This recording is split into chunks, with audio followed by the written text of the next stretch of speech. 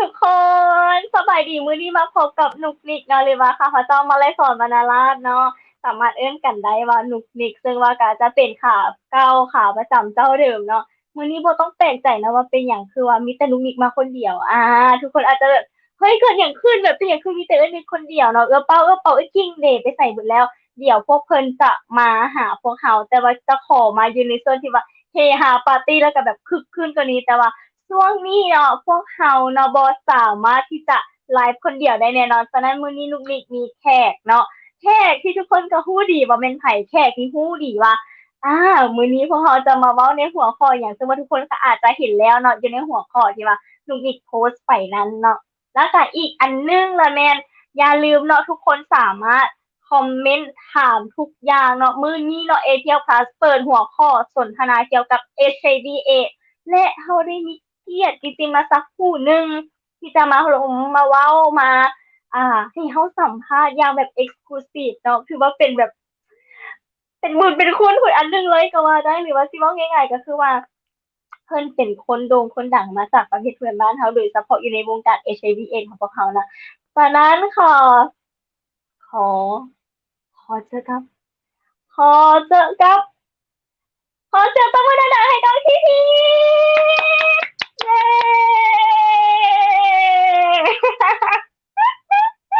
น้องบอกแล้วน้องจะเปิดตัวยิ่งใหญ่สวัสดีสวัสดีพี่พี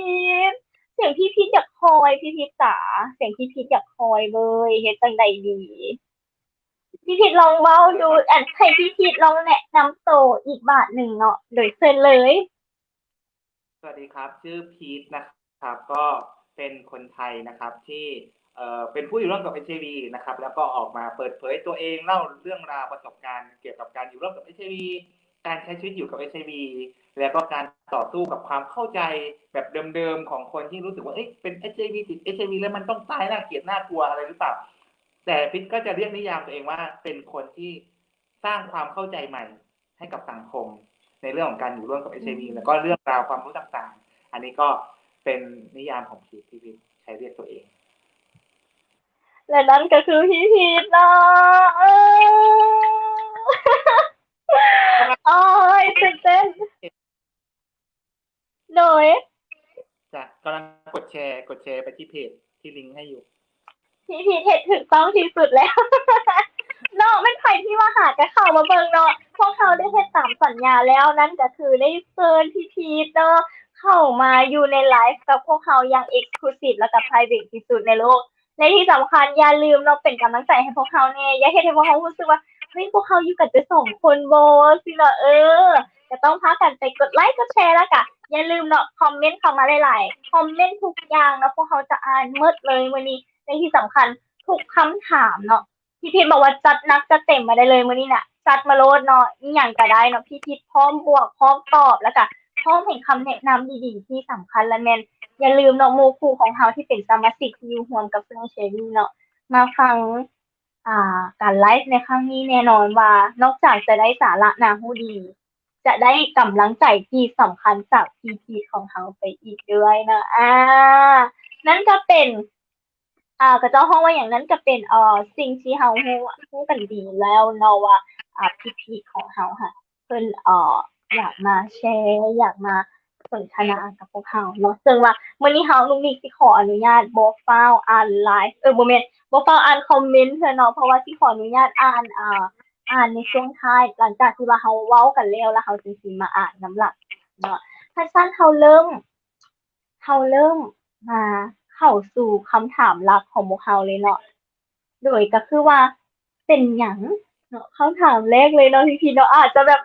อันนั้นเนี่ยแต่ว่าเพื่อเป็นการประหยัดเวลาเนาะเป็นหยังจึงมามีคำว่าพีทเลือกบวกเป็นหยังเหตุการณ์หยังหรือว่าสิ่งหยังที่เฮ็ดให้พี่พีทแบบสุดนี้เหรอวะ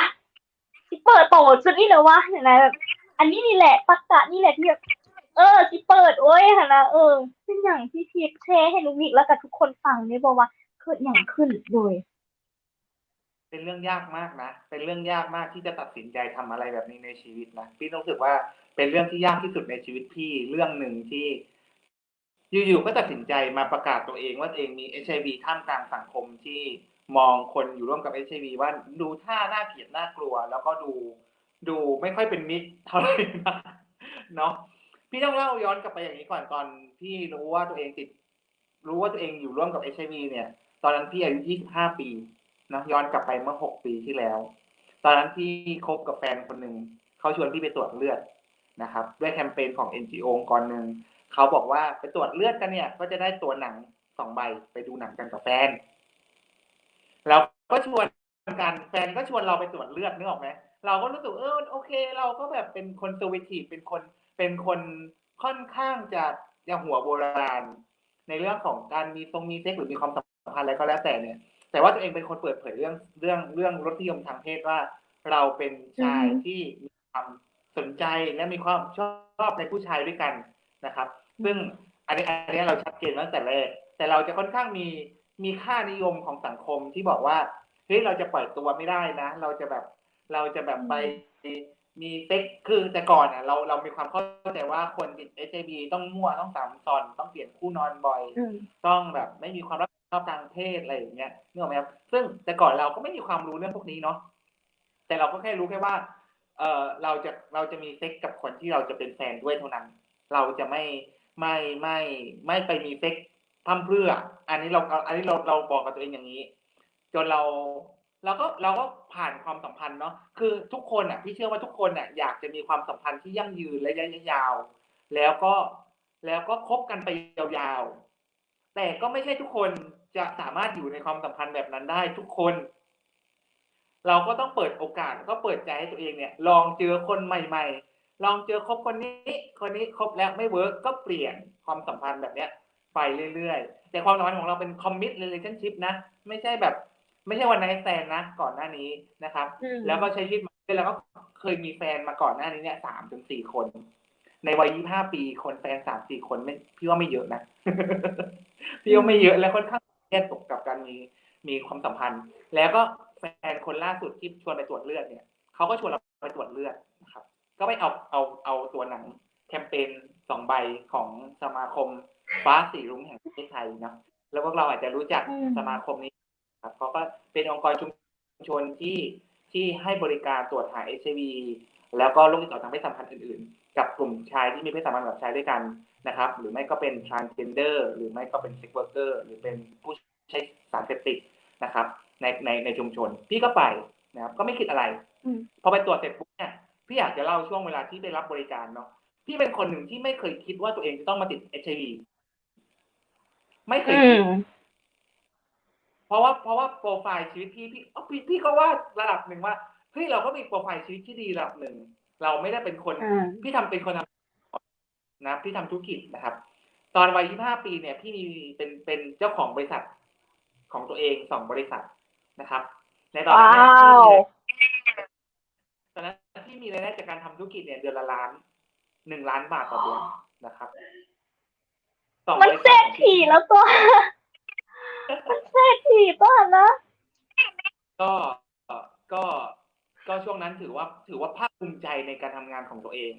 ก็คือพี่มี2 บริษัทเนาะบริษัทหนึ่งในประเทศไทยอีกบริษัทหนึ่งในประเทศมาเลเซียทำธุรกิจส่งออกนำเข้าและส่งออกสินค้าไปประเทศมาเลเซียและสิงคโปร์อันนี้พี่ทำเองในวัย25 ปีนะครับแล้วก็มารู้ว่าตัวเองแล้วก็แฟนชวนเราไปตรวจเลือดหา HIV คือถ้าดูไลฟ์สไตล์พี่อยากจะรู้เลยว่าพี่จะเอาเวลาที่ไหนไปนัดง่วงนึกออกไหมพี่ไม่มีเวลาเลยนะงานแรกแล้วก็แฟนก็ชวนพี่ไปตรวจเลือดนะครับพี่ก็ไปตรวจพอไปตรวจปรากฏว่าพี่เป็นคนหนึ่งที่ไม่คิดว่าตัวเองจะต้องมาติด HIV แน่ๆเลยอ่ะคือมีเซ็กกับใครนับครั้งเลยจริงๆแล้วก็พอรู้ว่าตัวเองติด HIV คำถามที่เขาถามกับพี่นะคำถามช่วงแรกที่เขาถามพี่ว่าพี่พีทคุณพีทครับเป็นผู้หญิงเนาะเขาถามพี่ว่าคุณพีทคะถ้าสมมุติว่าวันนี้รู้ว่าตัวเองติด HIV ขึ้นมาเนี่ยจะทำยังไงพี่ก็ตอบว่าโอ้โหผมนะกับ HIV นะอยู่กันคนละโลกอยู่กันคนละฝั่งโลกกันนะไม่น่าจะทำกันได้มันใจสุดๆในตอนนั้นคือด้วยความมั่นใจด้วยความมั่นใจเป็นแน่ๆอะไรอย่างเงี้ยผมมาตรวจแค่เอาตัวหนังให้แฟนผมไม่ได้แบบไม่ได้มีความคิด ไม่ได้อยู่ในกลุ่มประชากรที่มีความเสี่ยงสูง ไม่ได้แบบ ไม่ได้เซ็กมาก่อนอะไรอย่างเงี้ยก็เลยแบบ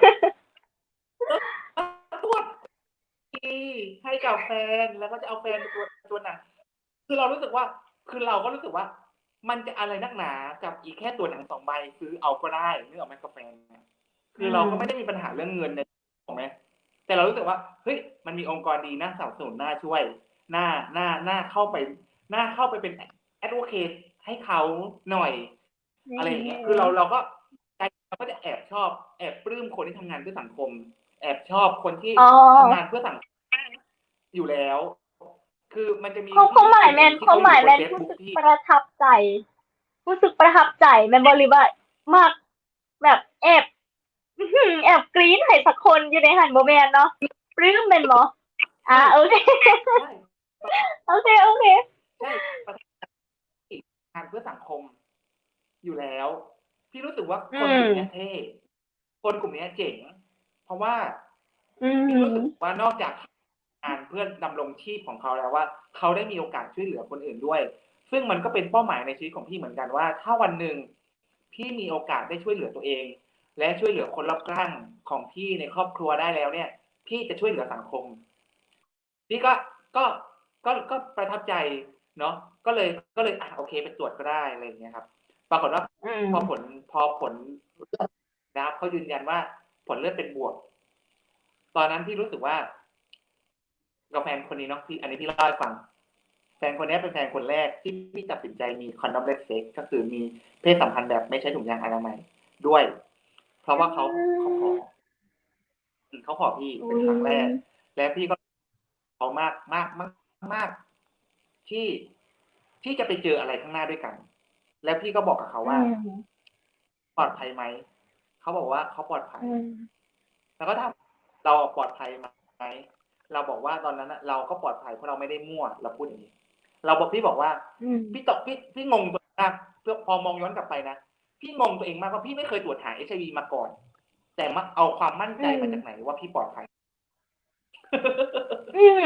แล้วกับเจ้ากระเสือแม่นบ่แล้วเฮาเองกระเสือว่ากับเจ้าปลอดภัย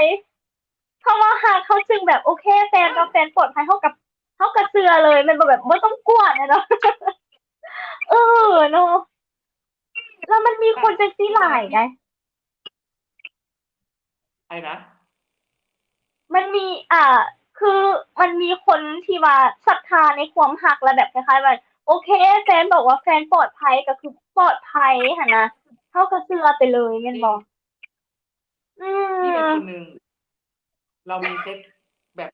อนามัยกันก่อนแล้วเราตกลงกันแล้วด้วยนะ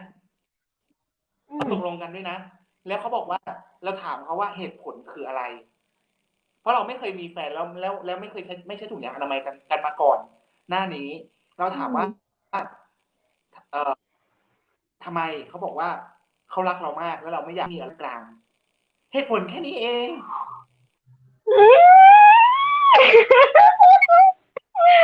ตายแล้วตอนนั้นก็คือสิแบบโลกเป็นสีชมพูแม่นบ่โลกคือสิแบบเป็นที่แบบเรายอมทุกอย่างคิดดูดิเอ็นดูเนาะแล้วเราบอกเขาว่าถ้าวันนี้การตัดสินใจเลือกของเราในวันนี้เกิดปัญหาอะไรขึ้นในอนาคตรับผิดชอบร่วมกันนะแล้วกับเจ้าวันแล้วไหนแล้วเขาวันแล้วไหนพอวันหนึ่งที่พี่รู้ผลเลือดบวกพี่ก็นึกย้อนไปว่าแฟนกูแน่นอนแฟนแน่นอนแฟนแน่นอนนึกออกไหมเดี๋ยวเขาไม่ได้ใช้ของอยากแต่คนเดียวนี้เลยบอใช่คือคนนี้เป็นคนแรกที่พี่มีเซ็กแบบอนามัยด้วยและพี่ว่าในการเป็นเกย์เนาะมันก็จะมีเกย์ลุกกับเกย์ลับเนาะคนนี้เป็นคนแรกที่พี่เป็นลับเนาะเข้าใจความเป็นลับไหมลับลุกลับโอเคเข้าใจคน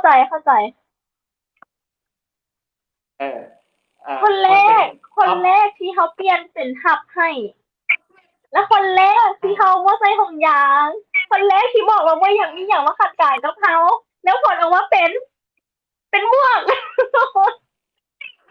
เยี่ยมมากใช่ก่อนเอาแล้วจังไหนก่อนเลยต่อวันนี้เราจังไหนต่ออืมคือก่อนหนั้านตลอดเลยพี่เป็นท็อปมาตลอดคบกับแฟนอ่าฮะเป็นคนที่เป็นท็อปที่ลุกตลอดแล้วก็คนนี้ก็เป็นคนแรกที่เราโอเครู้สึกว่าแบบชอบแต่ว่าลุกโอเคโอเคแต่ว่ามาทำแปลว่าเลยละโอเคนะซึ่งโอเค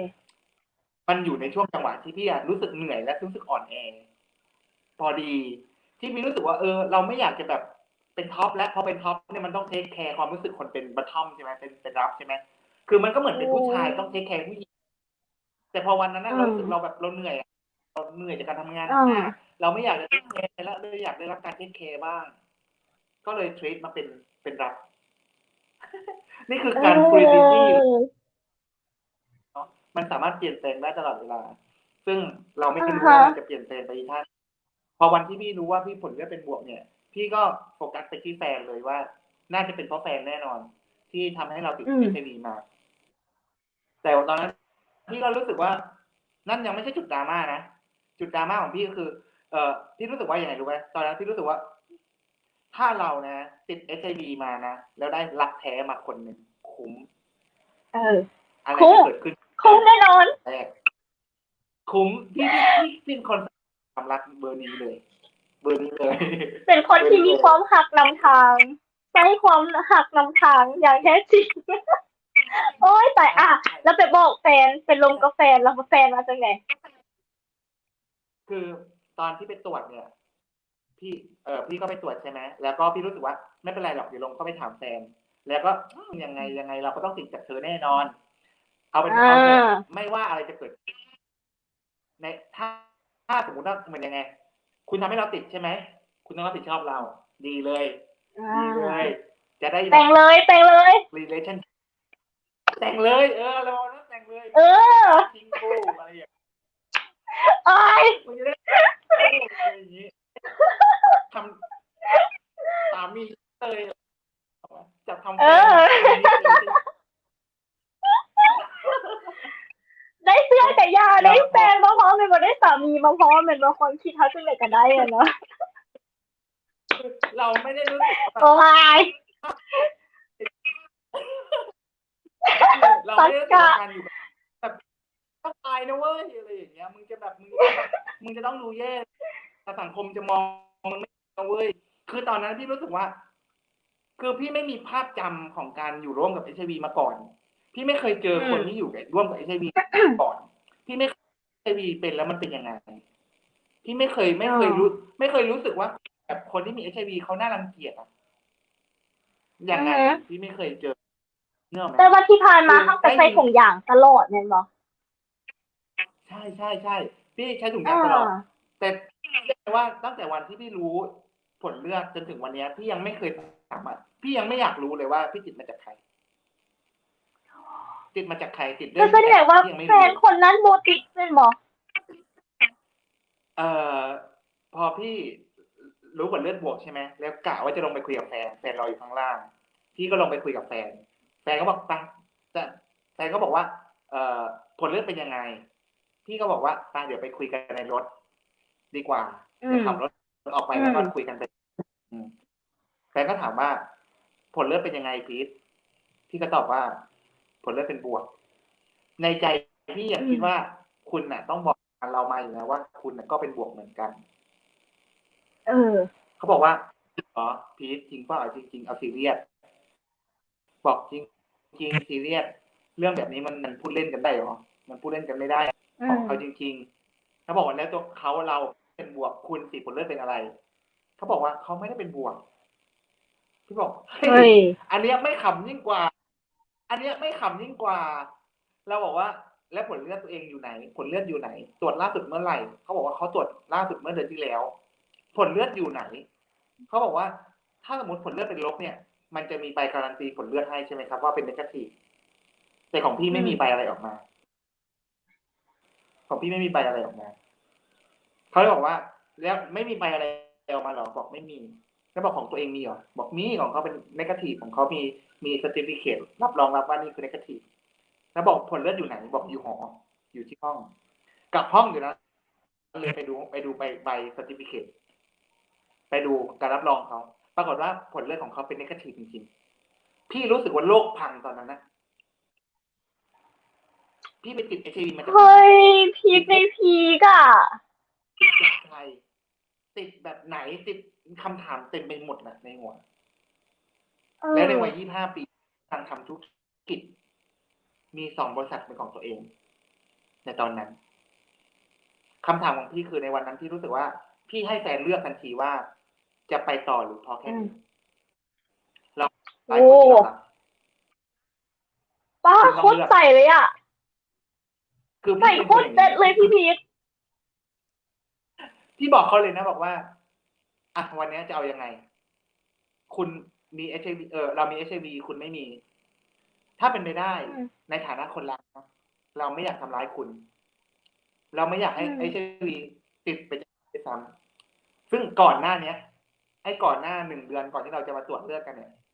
เราก็มีเซ็กกันแบบไม่ปลอดภัยกันมาก่อนเราไม่รู้เลยว่ามันจะยังไงต่ออนาคต คุณต้องเลือก เราให้สิทธิ์คุณในการเลือกว่า คุณจะทิ้งและยุติความสัมพันธ์ไว้แค่นี้ แล้วรักษาชีวิตตัวเองให้รอด หรือจะร่วมหัวจมท้ายกันไปด้วยกันแต่ถ้าจะทิ้งวันนี้เลยนะอย่าไปทิ้งเรากลางทางเพราะถ้าเรากลางทางในวันที่เราแบบต้องการคุณมากๆแล้วคุณทิ้งเราไปอ่ะมันโคตรแย่เลยงั้นถ้าทิ้งเราแต่วันนั้นแฟนพี่ตัดสินใจอยู่ต่อว่ะ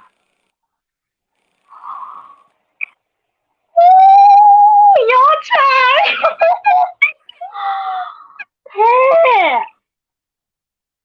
โหคนหนักจับใส่เลยอ่ะมันเลยทำให้พี่อ่ะเชื่ออย่างเป็นหัวใจว่ามันมีคนที่เขาเป็นคนเลือดลบอ่ะแล้วรักแล้วยอมรับคนเลือดบวกได้แบบพี่อ่ะแบบไม่มีเงื่อนไขอ่ะถึงแม้จะต้องร่วมหัวจมท้ายและตายไปด้วยกันเขาก็ยอมคนที่เคารพและบูชาความรักเบอร์นี้มันมีเฮ้ยมันไม่ได้มีแค่เขาใช่คือแบบสั่งมันก็สอนที่ให้พี่รู้ว่าความรักมันแต่ว่ายังคบหากันมาฮอดปัจจุบันนี้ป่ะไม่ได้คบกันแล้วไม่ได้คบกันโอเคแต่กับโบเมนย้อนว่าเฮามีเลือดบวกแม่นบ่เป็นเพราะว่าอันนี้เดี๋ยวพี่จะเล่าให้ฟังเรื่องของซิกมาเหมือนกันเป็นเรื่องของเซลล์ซิกมาคือในช่วงของปีแรกของพอพี่รู้ว่าผลเลือดบวกเสร็จปุ๊บใช่ไหมพี่ก็เข้าสู่ระบบการรักษาทันทีเพราะพี่อยากมีแรงบันดาลใจอยู่ที่แฟนว่าพี่ไม่รู้หรอกว่าพี่จะต้องตายเร็วไหมแต่พี่รู้แค่ว่าพี่น่าจะต้องตายเร็วๆนี้แน่นอนเลยแต่พี่รู้สึกว่าพี่เห็นภาพการตายของตัวเองว่าถ้าสมมติเราจะต้องตายอย่าปล่อยให้ตัวเองตายจากโรคเอดส์เลยมันน่ากลัวมันน่าเกลียดน่ากลัวเกินไปแล้วมันเราไม่อยากให้ภาพการตายของเราเนี่ย มันไปทำให้ครอบครัวเราหรือแฟนเรามันต้องตอบคำถามสังคมเยอะนึกออกไหมพี่ก็เลยรู้สึกว่าคือทันทีที่รู้ว่าผลเลือดเป็นบวกและแฟนยังอยู่กับพี่ต่อนะพี่ตัดสินใจปิดบริษัทพี่ทันทีแล้วก็วางแผนการใช้ชีวิต1 ปีสุดท้ายเพื่อวางแผนการตายเดี๋ยวแป๊บนึงหยุดก่อนยิ่งอย่างคือการวางแผนการตายเดี๋ยวตอนนั้นที่พูดว่าตัวเองติดนะได้กลับบ้านแล้วแบบ Google ว่าแบบ HIV คืออีหยังเฮ็ดจังไดตายบ่หรือว่าแบบอันอยู่ได้จักปีอีหยังซี่นะบ่เลยว่ะหรือว่าได้รับการรักษาบ่เข้าไปรับยาบ่บ่เลยหลังจากก็ไปรับยารักษานะพี่ไปรับยานะแต่พี่คิดว่าตรงเนี้ยมันก็ได้ยังไงก็ต้องตายอยู่ดีพี่รู้ว่าตัวเองติดเชื้อใช่ตอนปี2016นะ5 ปีก่อนนี่เอง2016คือปีที่พี่รู้ว่าพี่ติดเชื้อ HIV ไม่นานเลยแต่รู้เรื่อง HIV ของพี่มันยังบอกกับพี่ว่าพี่อยู่ได้อีกไม่นานก็ต้องตายเฮ้ยและสภาพตายก็ตายด้วยความน่าเกลียดน่ากลัวเดี๋ยวพี่ก็ไม่รู้ว่าพี่ว่าความคิดนี้มาแต่ใส่ไอ้นะความคิดที่บอกว่าแบบ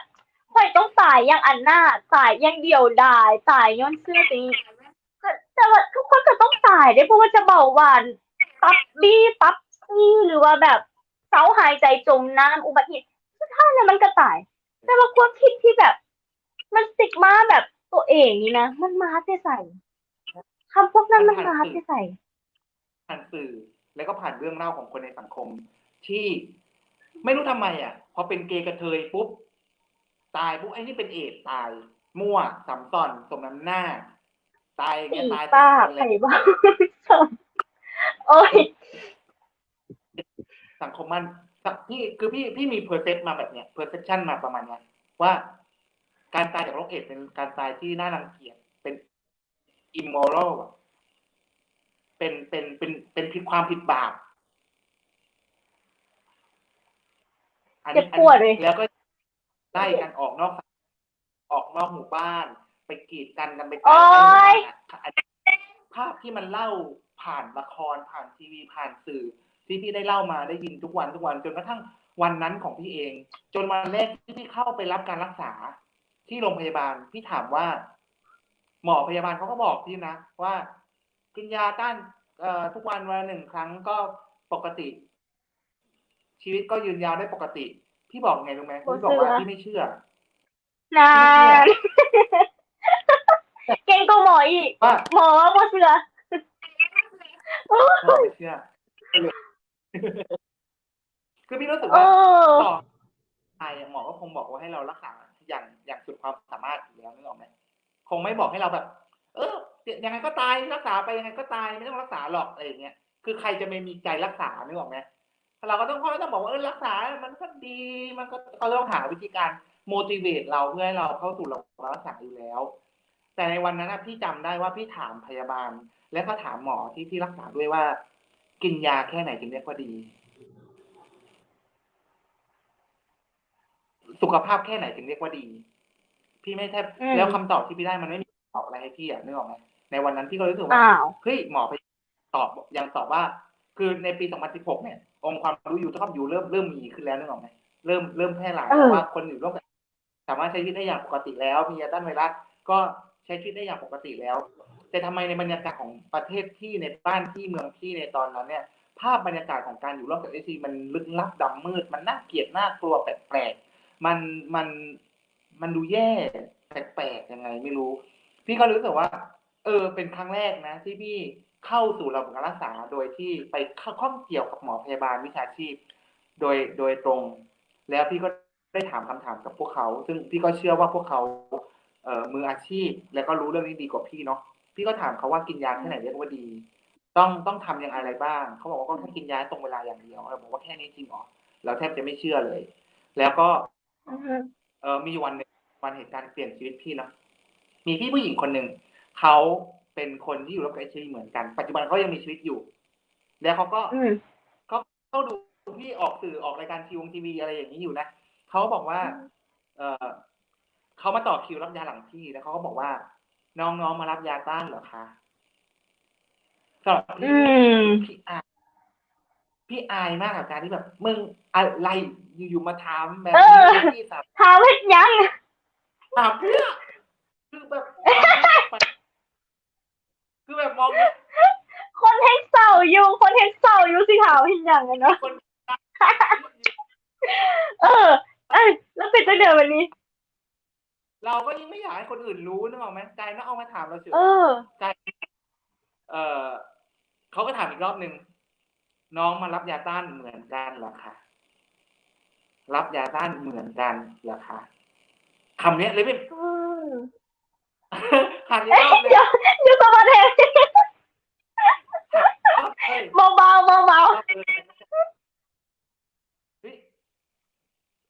พี่ก็มารับยาต้านเหมือนกันใช่ไหมเขาบอกว่าใช่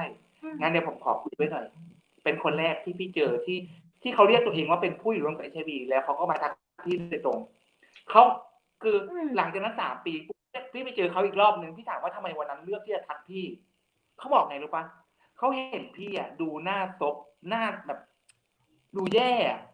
สภาพจิตใจดูแย่ดูน่าสงสารแบบดูอ่อนแรงใจอยากดูแบบไม่มีความหวังในชีวิตดูแบบน่าสงสารนะคะเรื่องที่จะคุยพี่ก็เลยบอกว่าพี่ผมขอคุยด้วยหน่อยสิอะไรเงี้ยแล้วก็ รับยาเสร็จอะไรปุ๊บก็ไปที่เขาใช่ไหมเขาก็ถามว่าพี่ครับพี่อยู่กับ HIV มากี่ปีแล้ววะบอกพี่อยู่มา22 ปีแล้วค่ะโอ้โหความหวังแบบเจิดจ้าเลยจริงเหรอพี่อยู่ได้22 ปีเลยเหรอเฮ้ยตอนแรกผมไม่คิดว่าแบบมันจะอยู่ได้นานขนาดนี้เลยนะมัน22 ปีเลยเหรออะไรอย่างเงี้ยแล้วสุขภาพพี่เขาอะเขาคือแบบปกติมากคือเป็นผลลัพธ์ทางการรักษาแบบคือดูไม่ออกอะคือดูไม่ออก แค่กินยาเม็ดเดียวต่อ1 มื้อเป็นบ่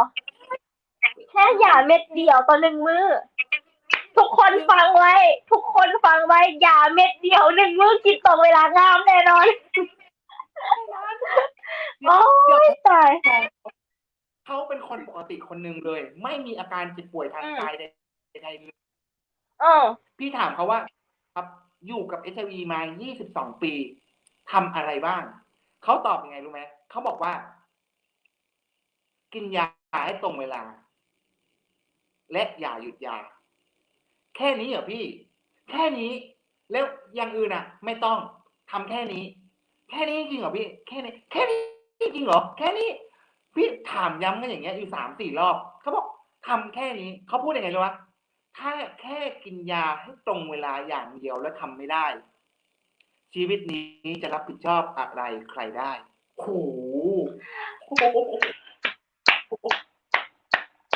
เล่นอยากเชิญเรามาออกรายการ อันความคิดแบบจิตมโนของเขาคือถูกตบหน้าไปเลยเมื่อกี้นี้แบบหันซ้ายเปลี่ยนเลยเนาะใช่เขาบอกว่าตาสว่างเลยพอตอนนั้น ถ้าเรื่องนี้ทำไม่ได้ อยากคิดทำเรื่องอื่นที่ยากกว่านี้เลยโอ้โห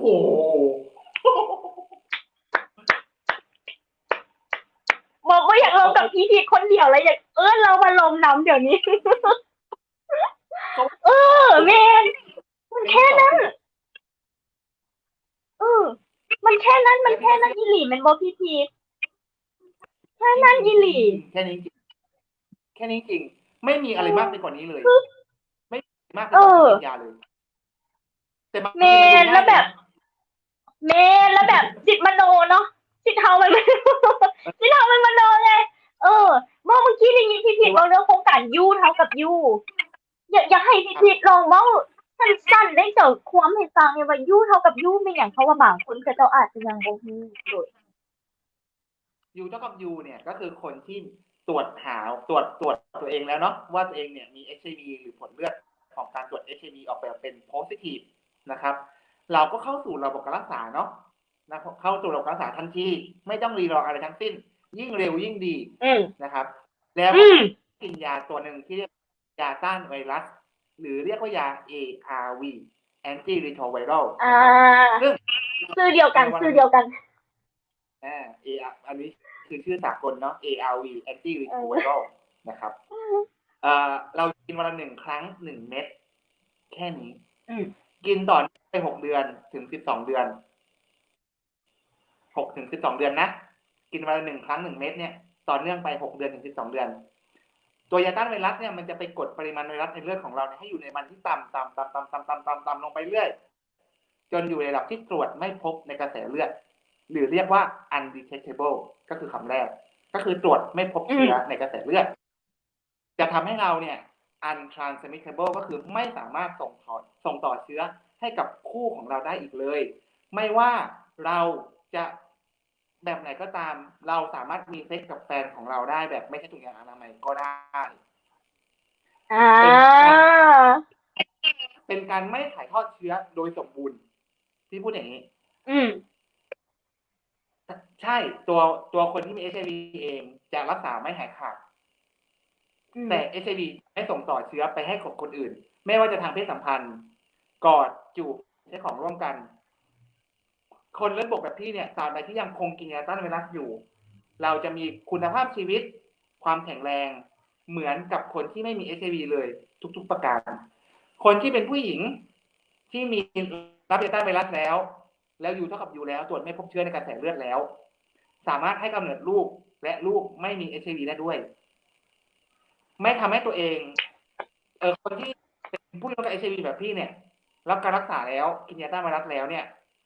เขาจะเรียกคนแบบพี่ว่าเป็นโรคไม่ติดต่อเรื้อรัง อืมแต่ถ้าเราไม่รับถูการรักษากต้องหรือเราไม่เคยตรวจหรือเราไม่รู้ว่าตัวเองมีหรือไม่มี รับการตรวจครับ ง่ายที่สุดนะรับการตรวจ อืม อย่าไปเฝ้าดูมีคนมาถามพี่เยอะมากในช่วงปี2 ปีแรกว่าพี่พีทครับ เป็นอย่างนี้อย่างนี้อย่างนี้ใช่ผมติด HIV หรือเปล่าพี่บอกพี่ไม่รู้พี่ไม่ใช่เครื่องตรวจ อืมถูกต้องถูกต้อง ตรวจใช่ฉะนั้นช่วงแรกของการติด HIV เนี่ยไม่มีอาการ แล้วอย่ารอให้มีอาการแล้วค่อยไปนึกอยากตรวจเพราะนั่นคือเป็นหนักแล้วแล้วส่วนใหญ่ก็จะไม่พี่เลยนึกคำสโลแกนขึ้นมาในตอนว่า HIV นะตรวจเร็วรู้เร็วรักษาง่าย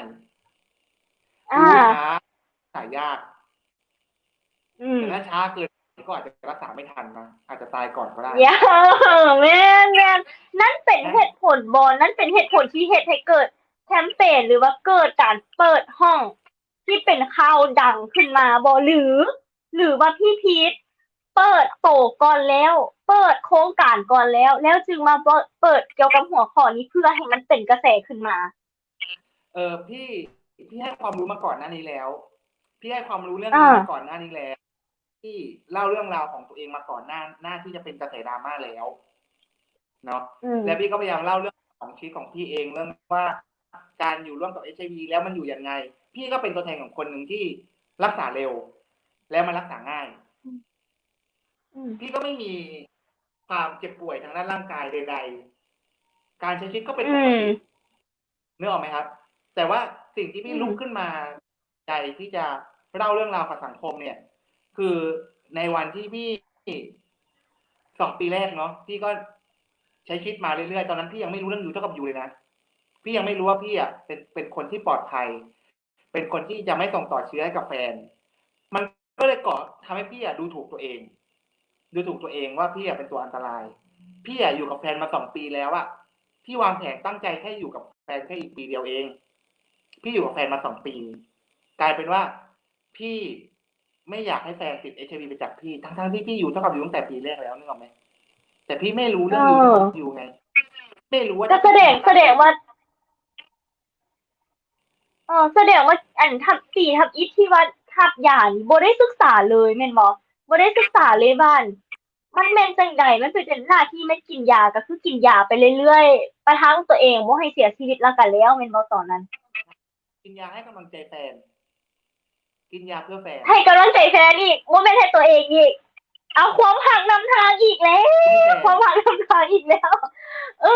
เนาะแล้วบัดนี้ตอนเปิดโตโดยเว้าต่อเลยก็ได้แต่ว่าคือพี่เซลฟ์สติกมากเนาะคือตีตาตัวเองหนักมากดูถูกตัวเองว่าพี่เป็นตัวอันตรายเป็นตัวปัญหาตัวนั้นคือตอนนั้นพี่รู้สึกว่าพี่ป่วยทั้งที่พี่ไม่ได้ป่วยอะไรเลยนะแต่พี่เป็นช่วงเฮลอะดูถูกตัวเองเซลฟ์สติกมากจิตเราป่วยคือเราดูถูกตัวเองเราดีเพรสเราเป็นซึมเศร้าเราดูถูกตัวเองแล้วอยู่มา2 ปีเรารู้สึกว่านานเกินไปแล้วที่แฟนจะมาเสียชีวิตอยู่กับเสียเวลาอยู่กับเราโอเคพี่รู้สึกว่าพี่รักเขามากเกินกว่าที่แบบจะเขามาอยู่กับพี่เออคือบางคนเนาะคือบางคนอยู่กับตัวเองนะอยู่กับมันเนาะเพราะเรื่องว่าแบบคล้ายๆว่ามันมีการแบบเซลฟ์สติกมาเนาะหรือว่าการจำรังเกียจตัวเองหั่นนะก่อนจะฮอดขั้นตอนนั้นตอนที่เขาเปิดโตว่าต่อกับสังคมคนแรกที่พี่พีทไปเว้านอกจากแฟนแม่นไผเป็นเพื่อนสนิทพี่คนหนึ่งเป็นเพื่อนสนิทตอนเรียนมหาวิทยาลัยด้วยกันพี่ก็บอกเขาเนาะเขาแล้วเกิดอย่างขึ้นเขาก็พูดว่าแล้วยังไงต่อแล้วต้องทำยังไงเขาบอกพี่บอกว่ากูก็ไม่รู้แล้วเขาก็พูดมาคำหนึ่งบอกว่าจนปัจจุบันเราก็ยังคบกันอยู่นะเขาก็บอกว่าไม่ว่ามึงจะเป็นอะไรมึงคือเพื่อนกูจะอยู่กับกูอยู่กับ กูจะอยู่กับมึงไปจนกว่าชีวิตมึงจะไปอยู่ตรงไหนกูก็จะไปอยู่กับมึงตรงนั้นอ่ะ คือ อันนี้คือคนที่สองที่พี่บอกกับเนาะพี่ก็เลยรู้สึกว่า มันมีคนดีๆอยู่รอบๆตัวพี่อ่ะเนาะพี่ก็เลยรู้สึกว่ากว่าพี่จะตัดสินใจเปิดตัวเองเนี่ยพี่ดีเพรสตัวเองจากอยู่กับแฟนใช่ไหมแล้วพี่รู้จักตัวเองแล้วพี่ก็เลิกกับเขาเลิกแบบไม่มีเหตุไม่มีผลเลิกแบบผลักเขาออกจากชีวิตที่ไปพี่รู้สึกว่าขึ้นหาคำเบ้าของพี่ชอตลอยขึ้นมาเลยคำว่าแบบใช่มันขอให้ไปเจอคนที่ดีกว่ามันใกล้กับคำว่าไลแค่นิดเดียวค่ะนะประมาณนั้นเอแต่อยังไม่เสียชีวิตของเราเลยเราเลยไม่รู้เลยว่าบ่ได้ถามกับเจ้าอีกแม่นบ่บ่ได้ถามกับเจ้าอีกแม่นบ่บ่ได้ถามตัดสินใจเองเออแล้วก็ตอนที่ว่าพี่จะบอกหลังจากที่พี่คบกันไปได้1 ปีพี่จัดงานมั่นอยู่กับเขาเลยนะครับจัดงานมั่นเลยฮะพิธีมั่นจัดมั่นกับเราอ่ะพิธีมั่นกันใช่มั่นกันแต่ว่าปีที่สองกับผัดขอให้เราออกไปจากชีวิตเฮาสิว่ะก็คือเซลล์ซิกมาล้วนๆเลยการดูถูกแม่นใครตัวเองสนใจชีวิตของพี่พีทติดต่อเรื่องหนังมาได้เลยเนาะติดต่อเป็นบทหนังมาได้อ๋อยจะดังมาอย่างขนาดนี้เฮ้ยใช่แล้วแบบนี้ตอนที่ว่าเปิดโตตอนที่ว่าเขาแบบ โอเค เมื่อตอนนี้ข่อยพร้อมแล้วค่ะนะที่แบบจะเปิดโตสิค่ะนะตอนนั้นแบบประกาศให้โลกทุกครั้งที่เขารู้สึกว่ามันยิ่งใหญ่ที่สุดไม่ตอนไหนมันไคลแม็กมันไคลแม็กกว่าตอนพี่เปิดตัวเคยรู้ไหมพอพี่รู้ว่าพอพี่เลิกกับเขาเสร็จปุ๊บใช่ไหมเลิกกับแฟนคนนั้นใช่ไหมแล้วพี่รู้สึกพี่ประชดชีวิตตัวเองอ่ะพี่กันพาเองกระโดดเข้าไปในโลกของยาเสพติดเฮ้ยที่กระโดดเข้าไปโลกของเซ็กชวลที่แบบเต็มสตรีมคือมันจะมีกลุ่มประชากรกลุ่มหนึ่งพี่เล่าเหตุการณ์อย่างนี้ให้ฟังว่าทำไมพี่ถึงกระโดดเข้าไปในโลกของเซ็กชวลที่มันแบบดาร์กไซด์ขนาดนั้น เพราะว่าเซลล์ซิกมาเนาะพี่ดูถูกตัวเองแล้วพี่ก็ผลักแฟนของพี่ออกไป แล้วพี่ก็มารู้ทีหลังว่าพี่ไม่ควรทำแบบนั้นเลยเขาของมีค่าเดียวในชีวิตของพี่ แล้วพี่พยายามจะง้อเขากลับคืนมา แล้วมันก็ไม่ได้อีกแล้ว มันไม่มีโอกาสมันอีกแล้ว พี่ก็เลยพยายามจะง้อเขาก็พูดคำอะไรบางอย่างสักอย่างของพี่รู้แล้วพี่รู้สึกเจ็บปวดมากๆ1 ปีหลังจากที่พี่เลิกกับเขาไปพี่เจ็บปวดหัวใจมากๆพี่ทรมานทุกวันที่พี่ตื่นขึ้นมา มันแย่มาก แล้ววันนั้นเป็นวันที่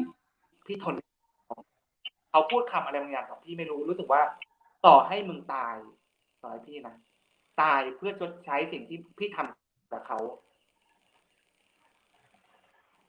ก็ยังไม่พอเลย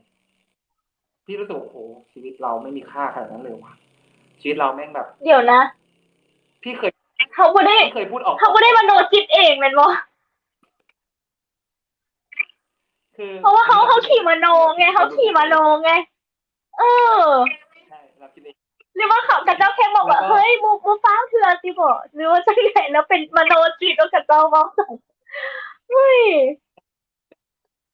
พูดหรือทำอะไรประมาณสักอย่างของพี่แล้วพี่รู้สึกเจ็บมากแล้ววันนั้นเป็นวันที่พี่ตัดสินใจจะฆ่าตัวตายวันนั้นนะเป็นวันที่พี่จะฆ่าตัวตายน้ำเจ้าพระยาที่กรุงเทพนะครับกรุงเทพแล้วก็กำลังจะกระโดดแม่น้ำเจ้าพระยาตอนนั้นแล้วมีน้องอยู่คนหนึ่งในแชทที่คุยกันเขาเขารสนิยมใช้สารเสพติดประกอบการมีเซ็กเนาะเดี๋ยวเรียกว่าเคมเซ็กหรือเรียกว่าไฮฟันอันนี้เป็นเรื่องอาจจะเป็นเรื่องใหม่ทางฝั่งเป็นเรื่องที่ค่อนข้างเป็นเรื่องที่คอนเซิร์นมากๆว่าปัญหาในกลุ่มประชากรผู้ใช้สารเสพติดประกอบการมีเซ็กค่อนข้างเยอะนะครับและในวันนั้นเนี่ยพี่ก็คุยกับน้องคนนี้แล้วพี่บอกว่าเนี่ยตอนนี้กำลังจะฆ่าตัวตายแล้วเนี่ยอยากลองเข้าไปใช้ยาเสพติดบ้างได้ไหมเผื่อเข้าไปตายในนู้นจะได้แบบหาตัวน้องมันก็บอกว่าเฮ้ยพี่เอาจริงดิบอก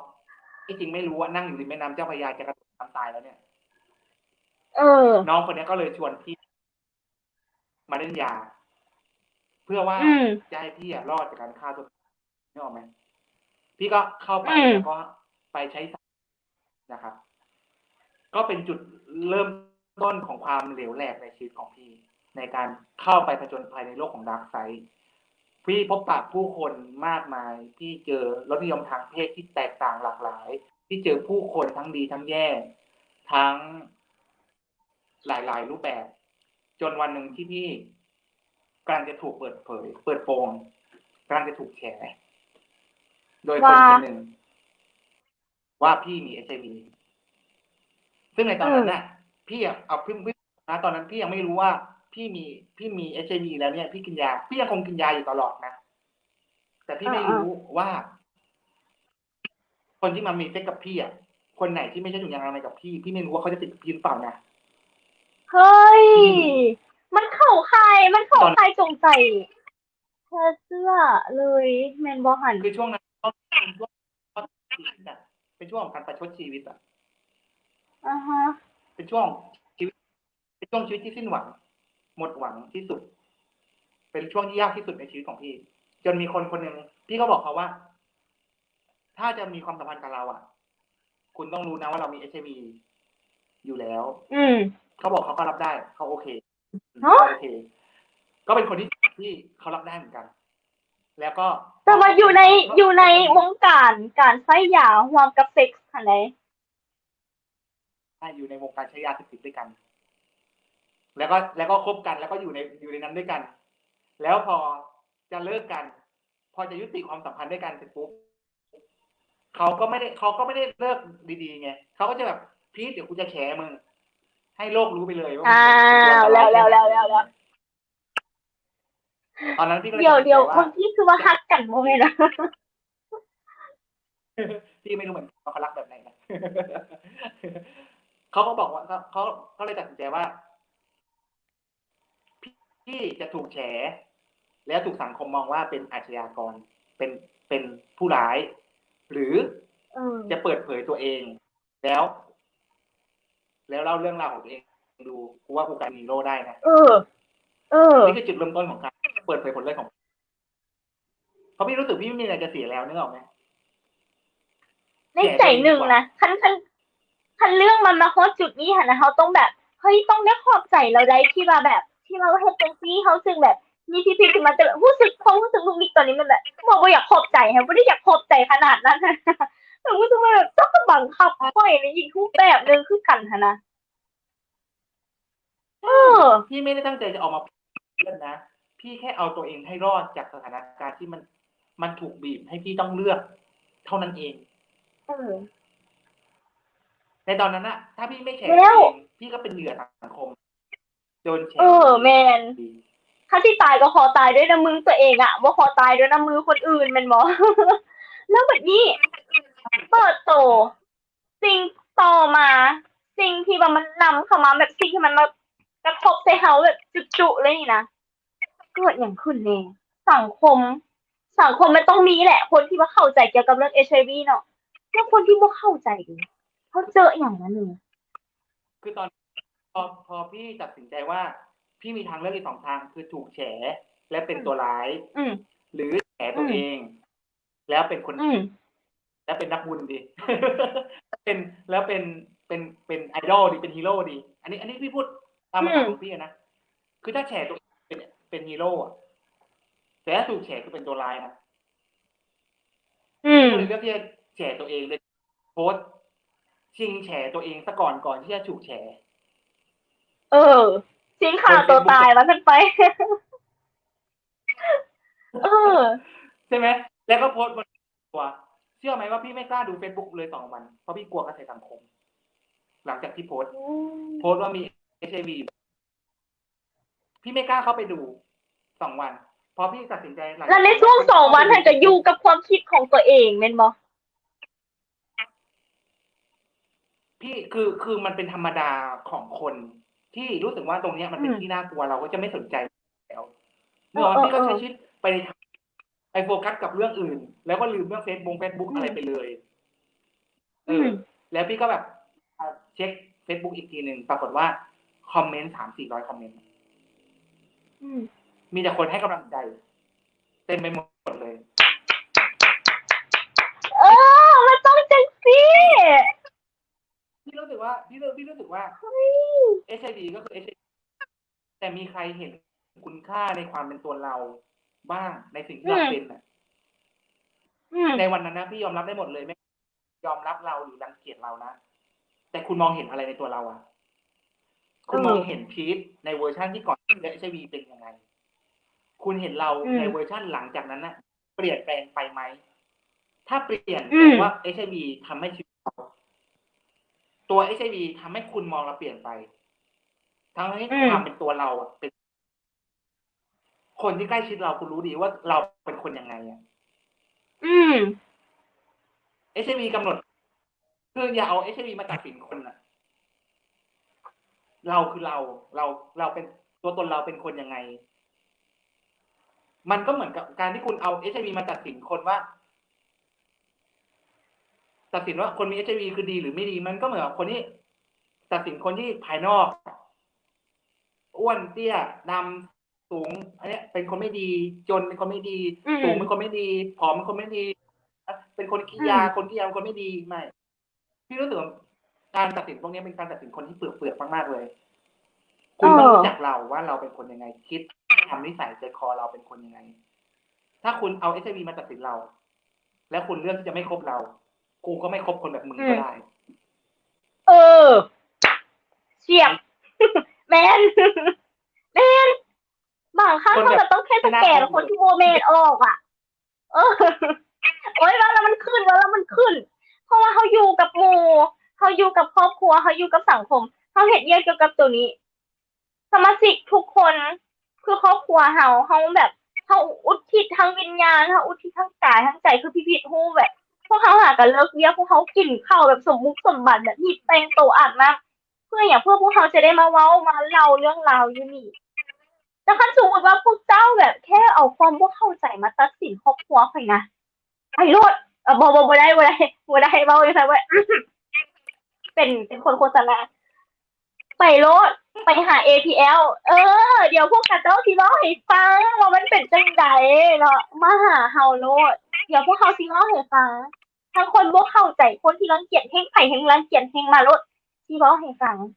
เพราะว่าอยากให้เข้าใจอยากให้ฟังอีหลีเพราะว่าตามจริงแล้วนะผู้ที่มายุ่งห่วงกับเสื้อเชวี่นะแต่แค่คนที่มีภูมิคุ้มกันบกพร่องแค่นั้นจบบ่มีอย่างอีกเลยแล้วแบบมันบ่ได้น่ารังเกียจเลยแบบกระเจ้าก็คล้ายๆว่าแบบค่อยๆเป็นเบาหวานเป็นเบาหวานแล้วระวังเรื่องกินหวานเด้อค่อยเป็นไข้ยุงเฮ้ยระวังเด้อเวลาเป็ดปลาเจ้าต้องใช้เครื่องดีๆเจ้าน้อยยุงกัดเจ้าเป็นไข้ยุงคืนแล้วคันเป็นอย่างคนที่บอกว่าค่อยเป็น HIV แล้วคือว่าระวังเด้อภูมิคุ้มกันเจ้าบ่ดีอย่าลืมกินยาตรงโมงเด้อหั่นน่ะคือบ่เว้าจังซี่หั่นน่ะเขามีคำถามตลอดเวลาแบบเป็นหยังคือบ่เฮ็ดให้มันเป็นเรื่องง่ายทั้งที่มันก็แค่นี้แม่นบ่คือลูกนิกนะเฮ็ดเวียกมาได้ประมาณปีเดียวเขาตกตะกอนได้ฮะช่วงเดือนที่7หมายความว่าเขาเข้าใจบ่เขาเข้าใจเขาย้านบ่เขาบ่ย้านเลยรังเกียจบ่แน่นอนแล้วแบบแล้วเป็นอย่างเฮาน่ะคนที่ว่าอาจจะเป็นน้ำเฮาบ่ได้อยู่กับมันเฮาบ่ได้อยู่ร่วมกับเสื้อนี้คือกับเขาเจ้าเฮาก็เลยแบบเบาใจแต่ว่าบ่ได้ในฐานะที่ว่าเฮาแฮงอยู่ใกล้กับเจ้าหั่นนะเฮาแล้วแบบไปไฟเพื่อกับเจ้าป่านเฮาติดเชื้อแล้วนะเดี๋ยวนี้นะทุกคนจะส่งมาถามมันพนักงานเจ้าผู้นั้นน่ะติดเชื้อบ่เราคือแบบอินเนาะแล้วบ่เราต้องเป็นหั่นนะก็เลยมันแบบเฮ้ยแบบสังคมคือบ่ให้โอกาสกับเจ้าแหน่คือบ่ให้พื้นที่กระเจ้ากับคนคือกันกระเจ้ากับเป็นคนเดียวกันที่บ้านก่อนที่เจ้าจะฮู้ว่ากระเจ้าติดเชื้อหรือบ่ติดเชื้อคนเดียวกันเลยแต่ว่าแค่ซื้อเชื้อไวรัสตัวนี้นะมันแค่ที่เจ้าตัดสินกับเจ้าไปเลยอ่ะมันโบเฟอ่ะคือพี่รู้สึกว่าพอพี่มาอยู่ตรงนี้ทำให้พี่ได้เข้าใจคุณค่าความเป็นคนนะว่าต่อไปน่าเกลียดน่ากลัวอย่างที่เราเข้าใจจริง อืมศักดิ์ศรีความเป็นคนนะคือสำหรับพี่รู้สึกว่าการเคารพคนอ่ะ เป็นสิ่งที่แบบ เป็นสิ่งที่พวกเราทุกคนควรมี ไม่ว่าเขาจะเป็นคนที่อืน่ามเกลียดน่ากลัวแบบไหนก็ตามแต่ถ้าเขาเคารพคนอื่น มากกว่ามากกว่าใครๆเขาก็น่าสรรเสริญกว่าใครๆเหมือนกันนะ เดี๋ยวตัดเป็นไฮไลท์ เดี๋ยวที่ตัดเป็นไฮไลท์ เออ แล้วแบบนี้เขาเจอวิกฤตมาขนาดนี้เขาปรับโตเนี่ยใดเออพี่ก็เลยลุกขึ้นมาด้วยการการตระหนักรู้ถึงศักดิ์ศรีคุณค่าความเป็นคนแบบเนี้ยว่าอะไรที่เราคิดว่าดีกับคนอื่นเราก็ทำอันไหนที่เราคิดว่าไม่ดีก็อย่าทำพี่ไม่สนนะว่าคนอื่นเขาทำตามกันมายังไงพี่ไม่ถ้าพี่คิดว่ามันดีคือพี่ทำถ้ามันดีกับคนอื่นพี่เอาเลยไม่ลังเลแม้จะต้องเอาตัวเองเข้าแรกหลังจากนั้นเสร็จปุ๊บพี่ก็ได้รับเชิญออกการทีวีเล่าเรื่องราวประสบการณ์ของการอยู่ร่วมกับHIVเนาะหลายๆช่องหลายๆทีวีมากขึ้นก่อนที่มาเป็นกระแสของตามกันเมื่อตอนต้นปี2020ตอนเป็นเพราะว่าพี่อยากจะทดสอบสังคมว่าสังคมเนี่ยมีความเข้าใจเรื่องนี้ขนาดกลายเป็นว่าปัญหาเรื่องการตีตราและเรื่องปฏิบัติเป็นค่านิยมที่ฝังอยู่ในสังคมกับกลุ่มประชากรที่อยู่ร่วมกับ HIV แบบรังเกียจแบบไม่มีเหตุผลขยะแขยงแบบไม่มีเหตุผลปฏิบัติแบบไม่มีเหตุผลพี่ก็เลยเป็นคนหนึ่งที่ลุกขึ้นมาแล้วก็สู้กับเรื่องนี้แล้วก็เอาคุณค่าเอาการเคารพคนเอาตัวอย่างของการกระทำสำคัญกว่าคำพูดแล้วก็แอนตี้สิ่งไม่ควรจะเกิดขึ้นเช่นโซเชียลบูลลี่ไม่ควรเกิดขึ้นการดูถูกเหยียดหยามความเป็นคนไม่ควรเกิดขึ้นการละเมิดสิทธิมนุษยชนเป็นสิ่งที่ไม่ควรนั้นการตีตราการเลือกปฏิบัติการคิดแทนการตัดสินเป็นสิ่งที่เราไม่ควรปล่อยให้มันเกิดขึ้นในชุมชนของเราและพี่ก็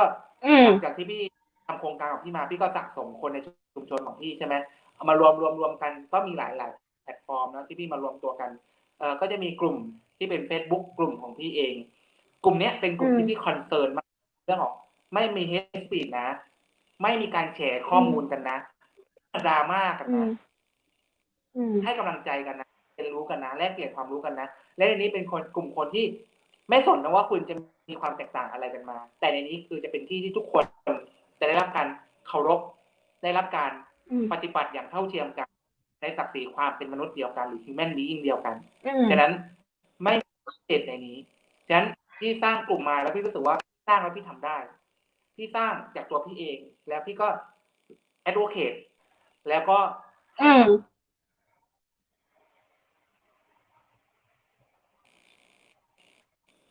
3 ทุ่มเดี๋ยวพี่ขออนุญาตกินยาแป๊บโอเคสิกินเห็นบ้างเลยค่ะแป๊บ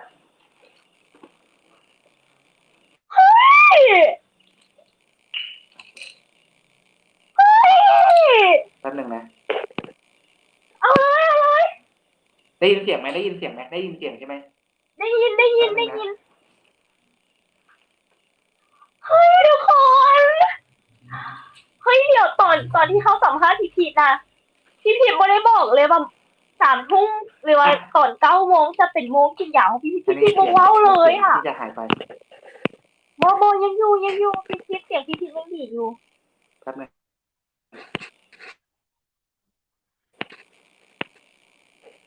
เอาแล้วพรีเซนเตอร์ ARV ก็มาแล้วพรีเซนเตอร์ยา ARV คือหลายเม็ดแทะพี่พีท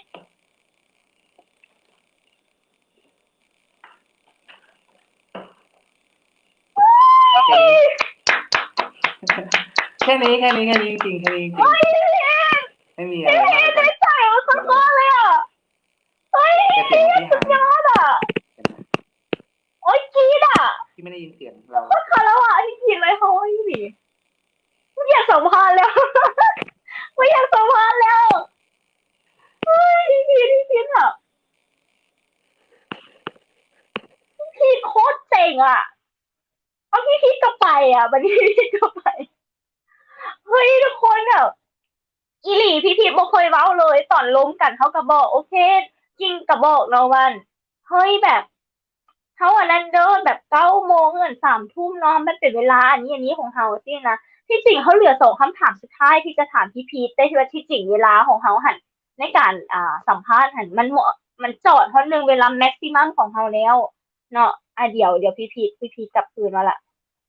เฮ้ยพี่พีทสุดยอดอ่ะลูกนิกเหลือ2 คำถามสุดท้ายอยากให้พี่พีทตอบสั้นๆให้ก่อนที่จะดึงสาวๆขึ้นมา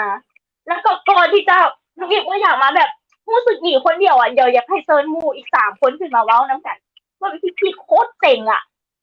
กลับเข้ามาที่คำถามก่อนเอาง่ายๆสั้นๆเลยเด้อปั๊บโตดดนบ่ปั๊บโตลายบ่ปั๊บโตหลังจากที่วันอ่าปั๊บโตเยอะบ่หลังจากที่วันเปิดโตแล้วนะขอสั้นๆขอคำตอบสั้นๆเยอะบ่ต้องเรียนรู้เยอะสำหรับพี่นะสำหรับพี่มองว่าการเปิดตัว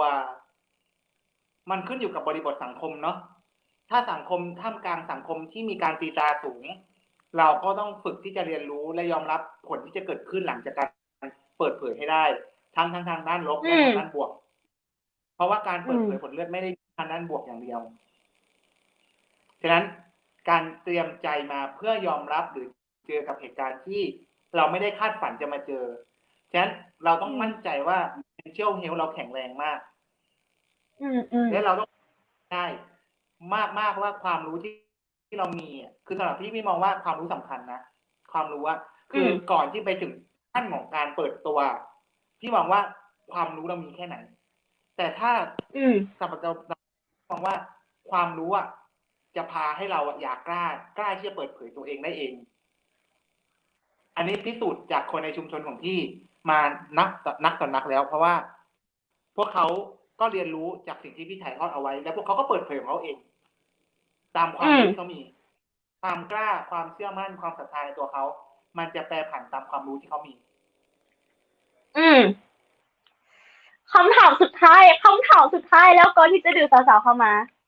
ถ้าย้อนเวลากลับไปได้คันบ่มีผู้นั้นมาบังคับเขายังจะเลือกคันสมมติว่าฮู้แล้วว่าอนาคตจะมายืนเป็นพีทเลือดบวกตอนนี้นะคันย้อนเวลากลับไปได้จะเปิดโตบ่ยังเลือกที่จะเปิดโตบ่พี่พีทเขานะว่าขอบคุณนะที่มาช่วยสร้างสถานะต้องตัดสินใจเลือกและพี่ก็เลือกมาทางถ้าสมมุติว่าไม่มีเหตุการณ์วันนั้นพี่อาจจะไม่รู้ว่าจะมีวันที่พี่กล้าจะตัดสินใจแบบนี้ไหมหรือเมื่อไหร่นึกออกไหมวันนั้นเป็นวันที่พี่ไม่ถามว่าพี่พร้อมไหมพี่ไม่พร้อมเลยที่จะเปิดตัวเองแต่สถานการณ์มันบังคับให้พี่ต้องเลือกในวันนั้นและพี่ก็ขอบคุณว่าโชคเลยที่พี่ได้เลือกมาทางนี้แล้วก็พี่ก็รู้ว่าเรื่องราวของพี่มันก็สร้างแรงบันดาลใจหรือ encourage คนอื่นใ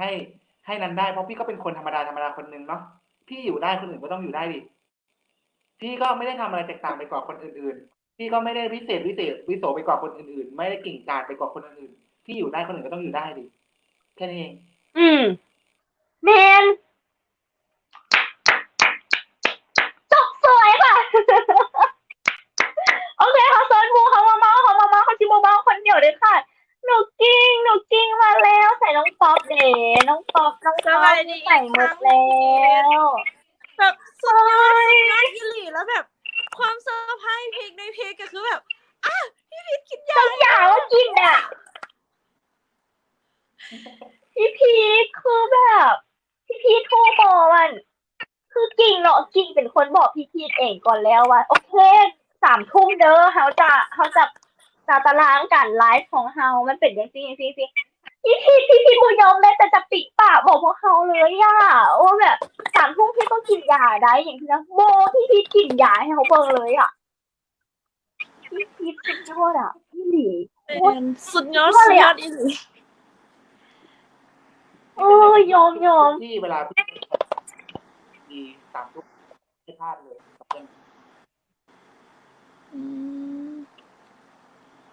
เจ๋งเจ๋งแบบยอมแล้วโว้ยขนาดแบบคันสมมติว่าที่มาอยู่จุดนี้พี่โคตรสตรองเลยโคตรสตรองเลยคันก่อนซัมซาถามูเนาะ นุกกิ้งเข้ามาอ่านคอมเมนต์กันก่อนเนาะ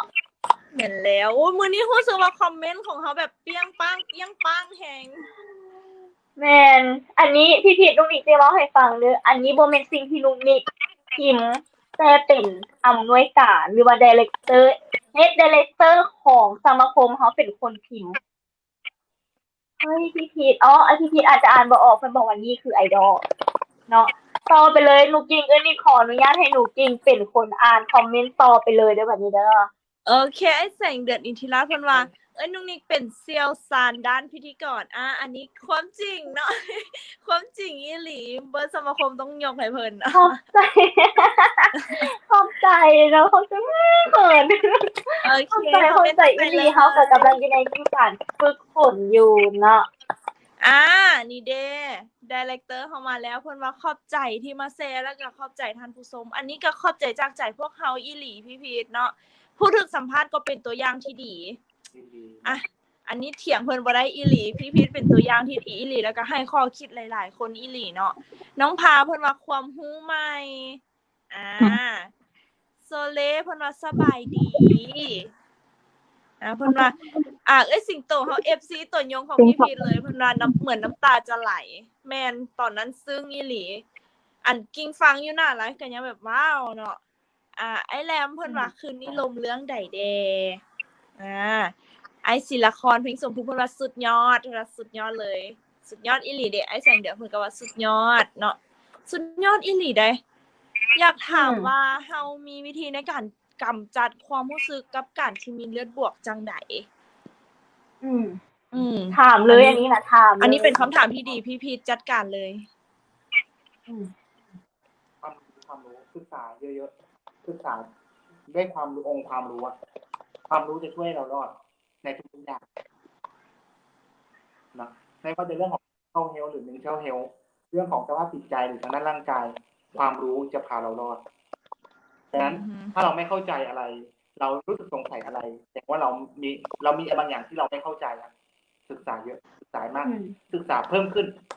นะครับ หรือถามจากคนที่เขารู้หรือถามจากคนที่เขาเรียนรู้เนาะเพราะคำตอบแบบนี้มันเป็นคำตอบที่แบบตอบยังไงมันกว้างมากแล้วแต่วิธีใครวิธีมันเนาะก็ลองดูจากหลายๆคนก็เรียนรู้เพราะว่าสำหรับตัวพี่นะมองว่าไม่ต้องจัดการยอมรับความรู้สึกตัวเองแล้วก็อย่าเอาความรู้สึกต่างๆที่เรารู้สึกเคารพว่าเรารู้สึกแบบนี้กับตัวเองเช่นเรารู้สึกเราไม่มั่นใจในการอยู่ร่วมกับ HIV เลยถ้าเราจะเป็นพี่บอกว่าลองศึกษาความรู้มากขึ้นลองศึกษาเรื่องยูเท่ากับยูมากขึ้นสิว่าถ้าเรารู้สึกว่าเราอะไรทำให้เรารู้สึกว่าเราแตกต่างจากคนอื่นเรารู้สึกเราเป็นตัวอันตรายเหรอเราเป็นตัวแพร่เชื้อเหรอเราเป็นตัวไม่ปลอดภัยเหรอก็ยูเท่ากับยูไงก็ยูเท่ากับยูทำให้เราไม่แพร่เชื้อไงทำให้เราปลอดภัยไงก็มีอะไรแตกต่างจากคนอื่นเหรอก็ไม่มีนี่แล้วทำไมต้องรู้สึกด้อยคุณค่าตัวเองไปกว่าคนอื่นด้วยไม่มีก็กลับมาที่ตัวเองว่ามองตัวเองใหม่สิว่าตัวเราเนี่ยมีคุณค่าอะไรไหมถ้ามีลองมองหาคุณค่าหรือมองหาด้านดีๆของตัวเองที่รู้สึกว่าตัวเองมีและภาคภูมิใจเนาะเพราะทุกคนก็มีดีมีเลวในแบบของตัวเองเนาะมองด้านดีๆของตัวเองบ้างอย่ามองแต่ข้อเสียของตัวเองมากเกินไป ดีเมื่อยมาหมดมือเนี่ยมาเจอเขารู้สึกดีๆสิเขารู้สึกว่าแบบมันคุ้มค่าเลยที่เฮ็ดเวียกอีหลีเด้อคุ้มค่าอีหลีโอเคค่ะสั้นหนูเป้าหายไปอีกแล้วเนาะหนูกินต่อเนาะหนูกินต่อได้บ่ได้โอเคไอ้ศิลาครเพลงสมภูมิพูดว่าเจ้าโชคดีแล้วที่มีกำลังใจอันนี้ก็คือพี่พีทว่าเมื่อกี้แหละทุกคนแบบล้วนที่จะต้องสั่งกำลังใจให้ตัวเองก่อนเนาะมันบอกโอเคเป้าน่ะจะอ่านคอมเมนต์ต่อเลยเพราะกิ่งมีปัญหาเรื่องเน็ตแฮงอีหลีตอนนี้เสียงมันอยากสอดแทรกน้อยนึงเนาะได้ยินเสียงดีเนาะ แล้วมีคนเม้นต์มาเตือนว่าพอสนใจและเพราะชีวิตของข่อยตอนนี้ก็บ่ต่างหยังกับเจ้าว่าซั่นแปลว่าก็บ่ได้มีหลายคนเนาะที่เจอปัญหาและก็ต่อสู้เพื่อที่จะให้ตัวเองผ่าอุปสรรคหยังมาได้เนาะก็มีหลายคนที่เจอปัญหาก็คือเฮาแล้วก็มีกำลังใจดีๆแบบพี่พีทเนาะหลายคนก็ยังสู้ชีวิตอยู่คันซั่นอันนี้เป็นคำถามเอ่อ มีผู้ว่าอิหยังก็รายการนี้จะเป็นกำลังใจให้หลายคนขอเป็นหนึ่งกำลังใจให้ทีมงาน APL แล้วก็แขกรับเชิญนำเนาะคือพี่พีทก็มีคนให้กำลังใจทั้งลาวเฮาเองก็ฮู้จักพี่พีทหลายคนแล้วก็คือว่าแหละเนาะทุกคนสิอยู่กันได้ญ้อนกำลังใจแม่นบ่ถ้ามีกำลังใจเฮาสามารถอยู่ได้ต่อสู้กับทุกสิ่งทุกอย่างได้สบายเลยพวกเฮาก็ขอเป็นกำลังใจอีกหนึ่งกำลังใจให้พี่พีทเนาะ คันสั่นเป่าขอถามในคำถามส่วนโตวเลยเนาะคิดว่าอันนี้อยากรู้ส่วนโตวในนามที่พี่พีทเฮ็ดเวียกเกี่ยวกับเรื่องการรณรงค์หรือว่าการต่อสู้เพื่อผู้ติดเชื้อ HIV อยู่ประเทศไทยหั้นน่ะก็อยากรู้ว่าต่อไปในอนาคตมันมีอิหยังอีกแด่ที่พี่พีทอยากจะเฮ็ดเพื่อที่จะช่วยสังคมชุมชนของพี่พีทมีความฝันอิหยังใหญ่ๆบ่ที่อยากจะเฮ็ดตัวนี้ ก็ใจความฝันของพี่พูดแล้วพี่จะร้องไห้ความฝันของพี่ก่อนที่พี่รู้สึกจะวางก่อนที่อยากเห็นยุติปัญหาเอดส์ในประเทศในโลกของเราพี่ไม่อยากให้มีใครต้องตายนะไม่อยากให้มีใครต้องติดHIVแล้วที่ไม่อยากการกันของอันนี้เป็นของที่อยากแล้วก็อยากทำให้มันเกิดขึ้นทั้งในประเทศของพี่แล้วก็ทั่วโลก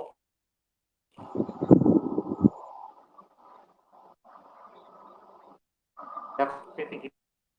จะทำ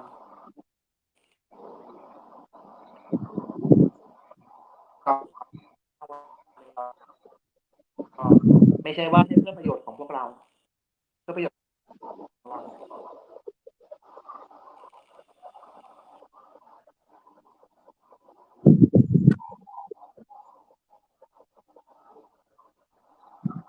พี่พีทดีอ่ะคือว่าเสียงพี่พีทอาจจะขาดหายไปในบางช่วงเนาะแต่ก็เขาสัมผัสได้อยู่โอ้ยพี่พีทจะพาหายแล้วมีแต่อีพวกเซนซิทีฟทั้งนั้นอย่างเงี้ยแบบมีแต่พวกน้ำตาแบบออกมาง่ายๆฉะนั้นพี่พีทห้ามเมาส์ให้เนาะโดยเฉพาะเรื่อง HIV พวกเขาแบบบ้าบอมาพี่พีทหายพี่พีทไป ว่า เนาะ อยู่ ค่ะ สั จ้า ญญาณพี่พีทน่ะจะบ่ดีบ่เพราะว่าคอยแต่ว่าไปฟัง เนาะ อยู่ใน แม่นบ่ อยู่ในไลฟ์มันโอเคเด้แต่ว่าเข้ามาในห้อง อา นี่ จ แล้ว จะเป็นน้ำ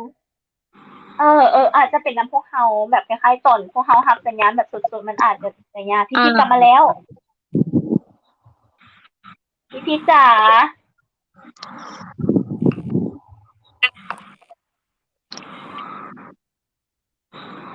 พี่พีทรับตาบ่มือเลยเดี๋ยวนี้พี่พีทรับตาบ่มือเลยเดี๋ยวนี้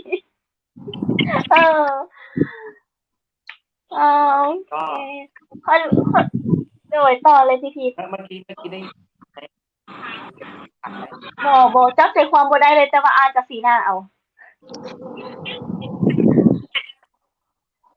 พี่พีทลองเว้าให้ฟังใหม่ดูความฝันของพี่พีทในการที่จะเฮ็ดอิหยังสักอย่างหั้นนะ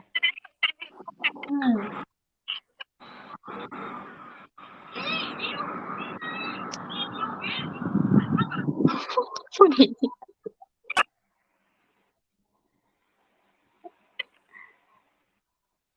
มันดีเลย เนาะสปอนเซอร์ต้องเข้าแล้วแหละโดยสปอนเซอร์ต้องเข้าแล้วแหละเนาะทั้งฟังไทยแล้วก็ฟังลาวต้องเข้าแล้วแหละเนาะเรื่องอินเทอร์เน็ตนี่นะ โอ้ยตายโอเคซ้ำซา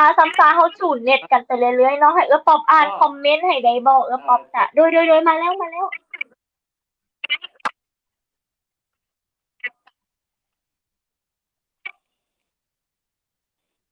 ก็ความได้ก็ หรือมันเข้ามาหลายคนโพสต์บ่วะ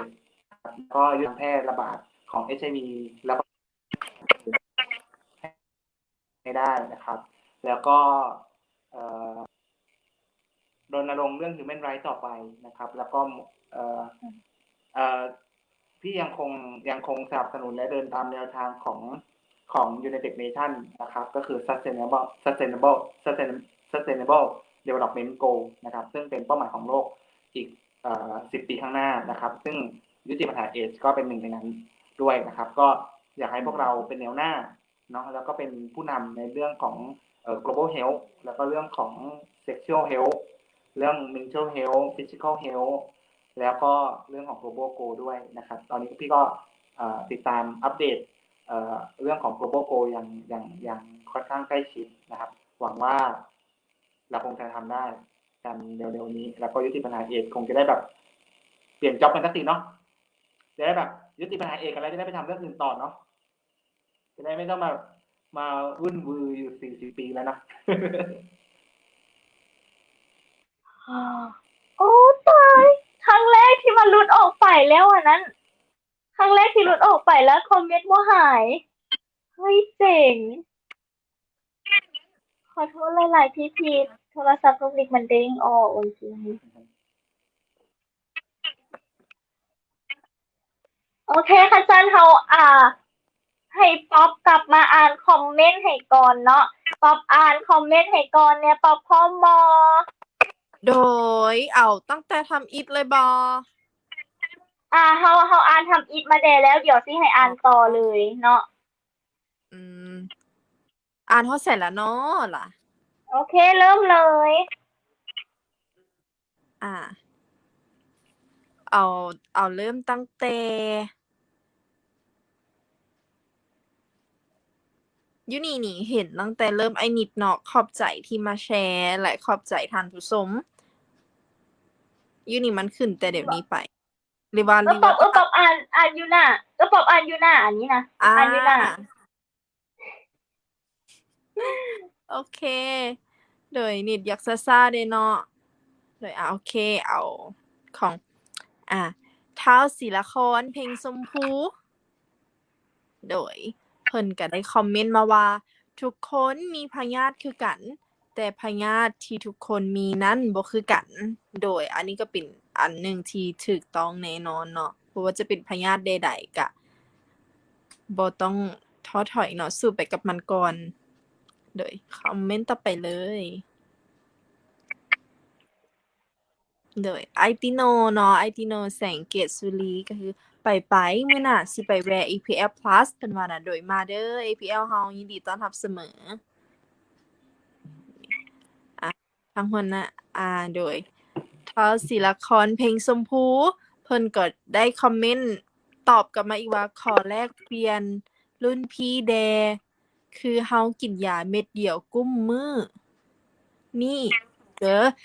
คือเฮากินยาเม็ดเดียวทุกมื้อนี้มีผลข้างเคียงแม่นบ่ที่เฮ็ดให้นอนบ่หลับความหมายเพิ่นถามแม่นยา ARV ที่กินหั้นนะมีผลข้างเคียงบ่ที่จะเฮ็ดให้มีเงื่อนไขให้เฮาบ่นอนบ่หลับ แล้วจะสุดยา แล้วก็ นี่เนาะ แต่ว่าทั้งนี้ทั้งนั้นไม่มีอะไรจะมีอำนาจในมือกว่านะปรับอารมณ์ความคิดความเครียดของตัวเองให้สมดุล แล้วเดี๋ยวมันยาตัวไหนก็เอาชนะจิตใจเราไม่ได้หรอก แม่นแล้ว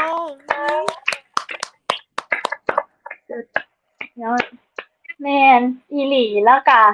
พี่พีทคำนี้นะคือสิเป็นตัวแทนของทั้งหมู่บ้านมอบให้พี่พีทเด้อ เพิ่นยังตอบกลับมาอีกเนาะว่า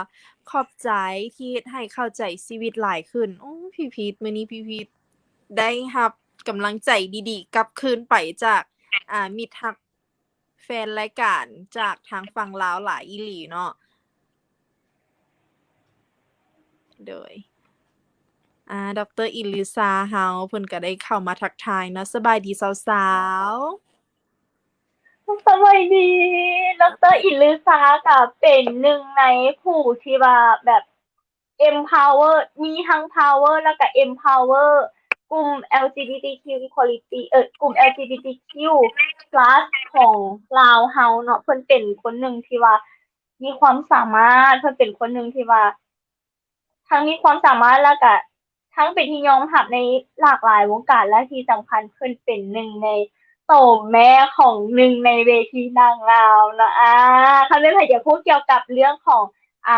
มาดามอินหรือซาของเขาก็สามารถไปฟังคืนอยู่ที่ไลฟ์ของเพิ่นได้เลยเนาะที่ว่ามาร่วมกันกับพวกเขาที่ว่ามันมาในฐานะของแขกรับเชิญเนาะอ่ะหนูกินเข้ามาหนูกินขึ้นหน้าจอไงล่ะอันนั้นเห็นเอ้ยแน่อ่านคอมเมนต์เห็นเอ้ยแน่ ไอติโนเพิ่นว่าสิเฮ็ดให้คนเจ็บติดเชื้อที่ยังรับสภาพของตัวเองบ่ได้เข้ามารับการปิ้นป่วยให้ไวที่สุดและบ่ให้สูญหายเนาะสุดยอดเลยไอติโนสุดยอดเขาแคปไปเบิดละเด้อในไลฟ์นี้เขาจะบนลึกเนาะแล้วเขาสิตัดต่อทุกอย่างเนาะเขาสิแบบตัดเอาไฮไลท์ทุกอย่างเนาะเขามาโพสต์เนาะ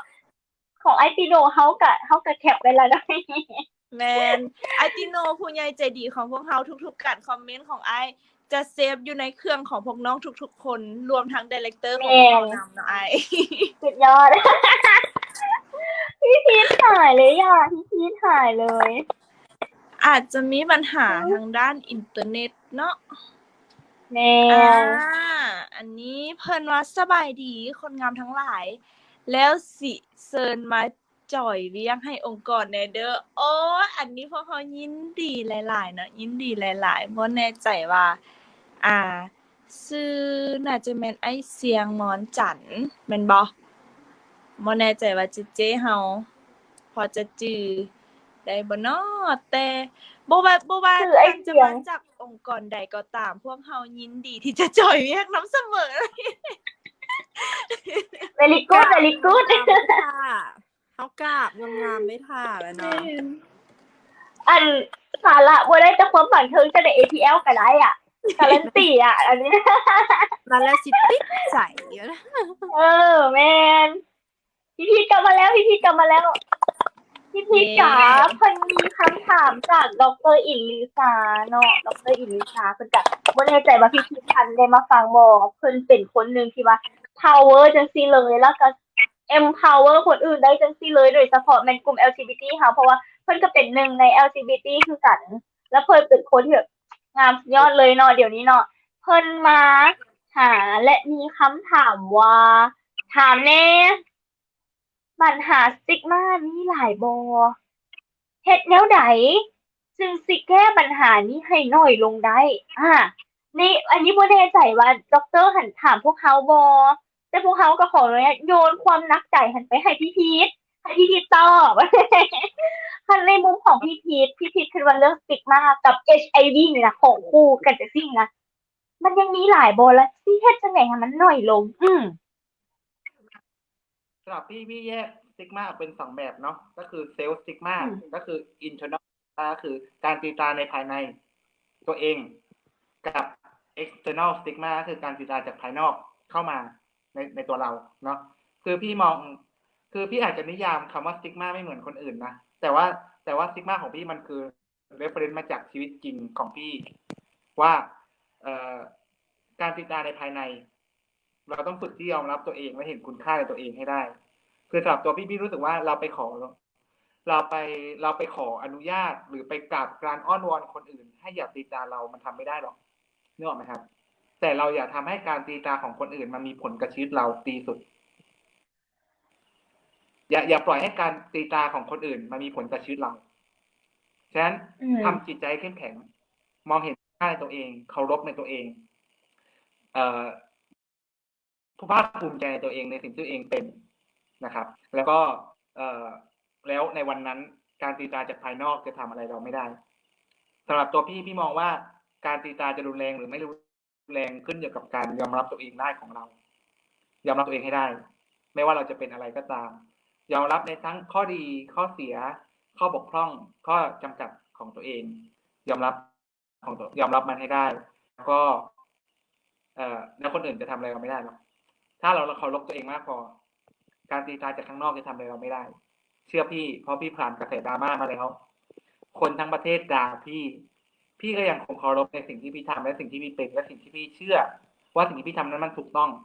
ถึงแม้คนในประเทศของพี่อาจจะไม่ได้เห็นด้วยแต่ในเวทีระดับโลกไม่มีใครคิดว่าสิ่งที่พี่ทำถูกเชื่อมั่นเองแล้วก็ ตัวเองครับ โอ้ยดีอ่ะ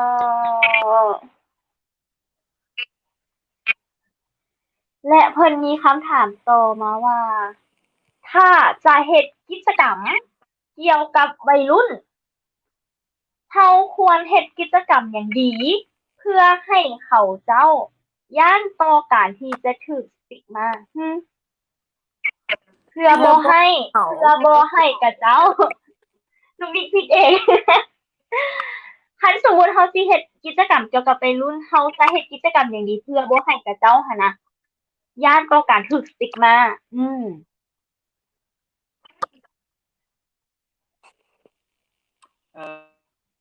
สำหรับพี่รู้สึกว่ากิจกรรมที่ส่งเสริมความภาคภูมิใจในความที่เป็น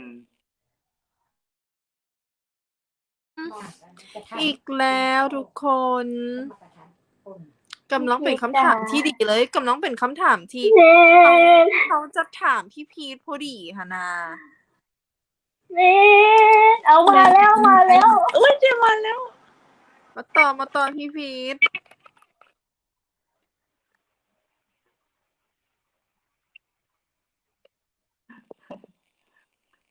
แต่ตัวพี่นะพี่ว่ากิจกรรมที่จะทำให้เราช่วยส่งเสริมการลดการเซลล์สติกมาเนี่ยเปลี่ยนจากการลดสติกมาเปลี่ยนเป็นการรณรงค์ส่งเสริมการยอมรับตัวตนดีกว่าพี่มองว่ามันก็มันคล้ายๆกันแต่ว่าแนวคิดการทำงานหรือแนวคิดในการสื่อสารคนละเรื่องกันเลยส่งเสริมให้คนภาคภูมิใจในสิ่งที่ตัวเองเป็นส่งเสริมความหลากหลายของชีวิตที่ชีวิตของแต่ละคนมันมีความแตกต่างหลากหลายอ่ะมันไม่มีใครดีกว่าใครในโลกของชีวิตจริงมันมีแต่ดีในแบบของตัวเองที่ตัวเองยืนอยู่แต่ในขณะเดียวกันการที่เรายืนอยู่ณจุดใดจุดหนึ่งในชีวิตก็อย่าไปดูถูกเหยียดหยามความเป็นคนหรือไปกดลดทอนคุณค่าของคนอื่นเขาฝึกให้คนเคารพคนให้เป็นที่ว่าน่าจะมีประโยชน์กว่าการไปรณรงค์เรื่องเซลล์เรื่อง reduce stigma เพราะว่าเรื่องพี่ก็เห็นเขาทำกันมาเยอะเนาะแต่ว่าพี่ก็รู้สึกว่ามันก็ไม่ impact เพราะว่าใช่เรารู้ว่าสติกมามันไม่ดีคำโตวัดแล้วไงก็ไม่บางทีคนบางคนยังไม่รู้เลยว่าไอ้ที่ทำอยู่เนี่ยเรียกว่าสติกมาเนื้อไหมแต่เราพี่รู้สึกว่าการที่เราไปห้ามคนว่าแบบเนี้ยห้ามทำอย่างงู้นอย่างนี้อย่างนั้นเปลี่ยนมาเป็นให้คนฝึกที่จะยอมเคารพคนให้เป็นเคารพในความแตกต่างเคารพในความหลากหลายฟังคนให้เป็นฟังในความแบบเราไม่รู้หรอกว่าเจตนาของเขาคืออะไรแต่ก็อย่าไปรีบตัดสินแล้วก็อย่าไปดูถูกเหยียดหยามความเป็นคนของเขาเพราะแต่ละคนมีศักดิ์ศรีคุณค่าความเป็นคนในแบบของตัวเองฉะนั้นมันไม่ใช่ที่เราจะไปรับหรือเราจะไป discredit คนอื่นหรือเราจะไปทำให้คนอื่นสูญเสียความมั่นใจหรือทำให้คนอื่นเขานั้นน่ะพี่รู้สึกว่าคนเท่คือคนที่เคารพคนเนาะมันเราพี่ตรงนี้ทุกวันนี้พี่ยังต้องทดสอบตัวเองและตัวเองทุกวันว่าถ้ามีคนบางคนที่แบบอยู่นอกกรอบคอมฟอร์ตโซนของพี่ไปพี่จะยังคงยอมรับเขาในฐานะมนุษย์คนหนึ่งได้อยู่ไหมงั้นพี่มองว่าอันนี้น่าจะมีประโยชน์ที่ฝึกให้ทุกคนยอมรับตัวเองฝึกยอมรับคนอื่นให้เป็นแล้วเดี๋ยวเรื่องสติกมาเดี๋ยวมันจะค่อยๆหายไปเองแล้วก็ human right ก็จะค่อยๆเพิ่มขึ้นไปด้วยโดยอัตโนมัติโดยเป็นคำตอบที่ดีแมนเป็นมุมมองใหม่ที่ว่าคือส่วนตัวพวกเขาเองเนาะพวกเขากะกำลังคุ้มเลยแหละว่าสิเฮ็ดจังไดปัญหาเรื่องการจำแนกรังเกียจนี่มันจึงจะหลุดไปแต่ด้วยความที่ว่านิยามของการยอมรับตัวเองของทางบ้านเฮาเองนี่เพิ่นบ่ฮู้ว่านี่เป็นการตีตาหรือจังไดบ่บางเทื่อว่าเฮาสิได้เอาความคิดใหม่ๆจากพี่พีชแชร์มานี่เอาไปวิเคราะห์กันตื่มหันนะว่าการยอมรับตนเองนี่มันบ่แม่นแต่เป็นการเข้าไปรับยาเพราะว่าอยู่นี่เพิ่นจะเข้าใจว่าผู้สมาชิกผู้ติดเชื้อแม่นผู้ที่ว่ายอมรับตนเองได้แม่นคนที่เข้าไปรับยาแล้วแค่เท่านั้นจบจะบ่ได้เบิ่งว่าการที่ว่ามีเชื้ออยู่ในร่างกายข้อยก็เป็นมนุษย์คนหนึ่งมีชีวิตจิตใจแล้วก็เป็นบุคคลหนึ่งที่ว่าใช้ชีวิตอยู่ในสังคมแบบที่ยอมรับแล้วก็เห็นคุณค่าตนเองหั้นนะเพิ่นบ่ได้แนมเลิกขนาดนั้น เฮาเอาแต่ว่าทุกคนเข้ากินยานั่นคือการยอมรับตนเองอย่างประเสริฐแล้วหั่นน่ะบางเทื่อเฮาสิได้เอาความคิดที่พี่พีชแชร์นี่ไปวิเคราะห์กันตื่มให้เข้าใจเพราะว่าอันนี้เว้าไปวกวนมาก็แม่นความเป็นมนุษย์คนหนึ่งนี่แหละถ้าทุกคนเป็นคือพี่พีชได้ยอมรับตนเองและเห็นคุณค่าของตนเองได้คิดว่าแผ่นดินนี้มันน่าอยู่ขึ้นหลายเติบหั้นนะมันก็เรื่องการจำแนกรังเกียจก็บ่เว้าไปเลยมันเป็นปัญหาอันหนึงที่ว่าอยู่ไกลเลยแหละถ้าว่ามื้อนี้สมาชิกเฮาเองผู้ที่ว่ามีเลือดบวกเองคุมคิดแบบนี้ได้หั้นนะก็สิแบบเนาะก็เฮาเสียเวลาไปคิดเรื่องของคนอื่นว่าสิมารังเกียจอิหยังเฮาเอามาสร้างคุณค่าให้ตัวเองดีก่อนโดยการที่เฮาแนมเห็นว่าเฮานี่แหละมีคุณค่าคนหนึ่งหั้นนะโดยขอบใจพี่พีชหลายๆนะคอมเมนต์มาอีกแล้วเด้เห็นบ่ขอบใจ พี่พีช โดยเห็นว่าขอบใจเฮ็ดให้เฮารู้คุณค่าของความเป็นคนหลายขึ้นเด้หั่นน่ะมันเป็นอันหนึ่งที่ว่าการมาของพี่พีชในมื้อนี้เพียงแต่ชั่วโมงเดียว แต่ว่าเฮ็ดให้คนหลายๆคนเลยแหละ บางคนเขาเจ้าก็อาจจะบ่กล้าคอมเมนต์หรือว่าเปิดเผยตัวเนาะแต่ว่าเขาเจ้าก็ลักซุ่มเบิ่งอยู่เงียบๆว่าสิได้กลับ ตึกตองว่าเฮาก็ยังเป็นคนหั่นนะหลายคนอาจจะคิดว่าโอ๊ยแม่หยังค่อยเป็นมีเลือดบวกอยู่ในโตล่ะเพิ่นก็อาจจะท้อไปแล้วจิตใจเพิ่นก็เด้เห็นเนาะมันเป็นประเพณีไปแล้วโอ้โดย ใครที่รู้สึกว่า คันซันเขาสิมาเปลี่ยนประเพณีใหม่ แม่น ดูถูกตัวเองรู้สึกไม่มีคุณค่าเนาะผมก็เป็นแบบคุณนั่นแหละ เด้เนาะ ว้าวรู้สึกดีอ่ะรู้สึกดีเลย แค่ อ่ะ นั้นเอง เฮ้ยพี่พีช ไม่ว่า มันมีเว้ยคนที่ว่าแบบ มองผมใจในตัวผมอะมันก็มีสิ่งนั้นในตัวคุณนั่นแหละแต่คุณมองไม่เห็นมันแค่นั้นเอง พี่พีชถามก่อนคำหนึ่งเอาคำว่าพี่พีชทุกอย่างอยู่ในไลฟ์เนี่ยตัดเป็นไฮไลท์แล้วแบบเอาไปสอนคนอื่นในลาวได้ปะพี่พีชเก็บค่าลิขสิทธิ์อย่างบ่ ได้ไม่ยินดีเต็มที่ได้อนุญาตเต็มที่เลยครับ เพื่อถ้าทำเพื่อประโยชน์ของคนในชุมชนทำเลยพี่อนุญาต แต่ถ้าทำเพื่อธุรกิจส่วนตัวพี่ไม่อนุญาต โอเค ได้ดิวระวังไว้จริง คำ บ่ ว่า ได้ ธุรกิจ โดนส ส่วน ตู ตัว บ่ได้ ประโยชน์เพราะตัวเองนะ เออ แต่ถ้าทำเพื่อคนในชุมชนหรือเพื่อสาธารณประโยชน์พี่อนุญาต เต็มที่ไม่ โอเค ต้องขออนุญาตพี่ก็ได้ บ่เขาต้องขออนุญา ทำรู ต ปจะทำอะไรแล้วแต่เลยไม่ต้อง โอ้ พี่ไม่ได้ถือตัวขนาดนั้นพี่ไม่ได้ต้องอะไรขนาดนั้นพี่แค่ยังคงจำอุดมการณ์ที่พี่ลุกขึ้นมาพี่อยากทำประโยชน์เพื่อกับคนอื่นๆแม้เพียงหนึ่งคนพี่ก็ทำ อืม ฉะนั้นมันจะเป็นเกียรติ นี่แหละ น้องๆเอาเรื่องราวเอาแนวคิดของพี่หรือเอาคำพูดของพี่ไปส่งต่อให้กับคนอื่นไปเนี่ยพี่ก็จะเป็นเกียรติมากเลย เฮ้ย พวกเขาเป็นเกียรติที่ให้โอกาสพวกเขาเป็นเกียรติสุดๆเลยว่าแน่ใจว่าพวกเขาเป็นกลุ่มทำอิฐในประเทศลาวบ่ที่ว่าได้มีโอกาสได้สัมภาษณ์กับพี่พีชในนี้ ใช่ประเทศลาวเป็นประเทศ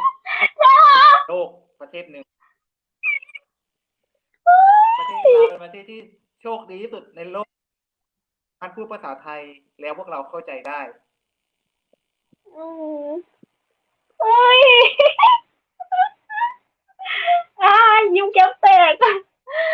โอเคพี่พีชจ๋าคือว่าเดี๋ยวนี้เนาะพวกเขาบ่ได้มีแค่แพลตฟอร์ม พวกเขาขยายแพลตฟอร์มของพวกเขากว้างขึ้น พวกเขาบ่ได้อยู่ในแค่ในFacebook Live หรือว่า Facebook Page ของพวกเขาแต่พวกเขากำลังขยายไปฮอดช่องทางของ TikTok ซึ่งว่าเป็นอีหยังที่บันเทิงมากพี่พีชจ๋าอันเซิร์ชคำว่า HIV/AIDS ลาวเนาะแม่นบ่จริง บ่มีสแลดมีเพียงแต่คำว่า HIV AIDS ลาวซึ่งว่าอยากให้พี่พีชไป ไปเห็นพวกเขาอยู่ในหันอีหลีเพราะอยู่ในหันนะดูเดือดแฮงนะแบบ อยากสอนพี่ไปแจบน้ำอยู่ในหันอีหลี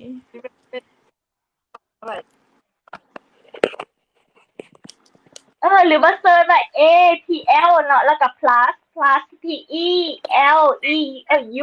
ค่ะเนาะ APL plus เนาะเป็นชื่อสมาคมผมว่าก็สามารถเห็นเลยเนาะอันนี้เป้าฝากมาเนาะอาจจะบางทีที่ได้ขออนุญาตเอาคำว่าที่มันเด็ดๆโดนๆที่เขาจะตัดออกมาเป็นช็อตสั้นๆนะลงในหัน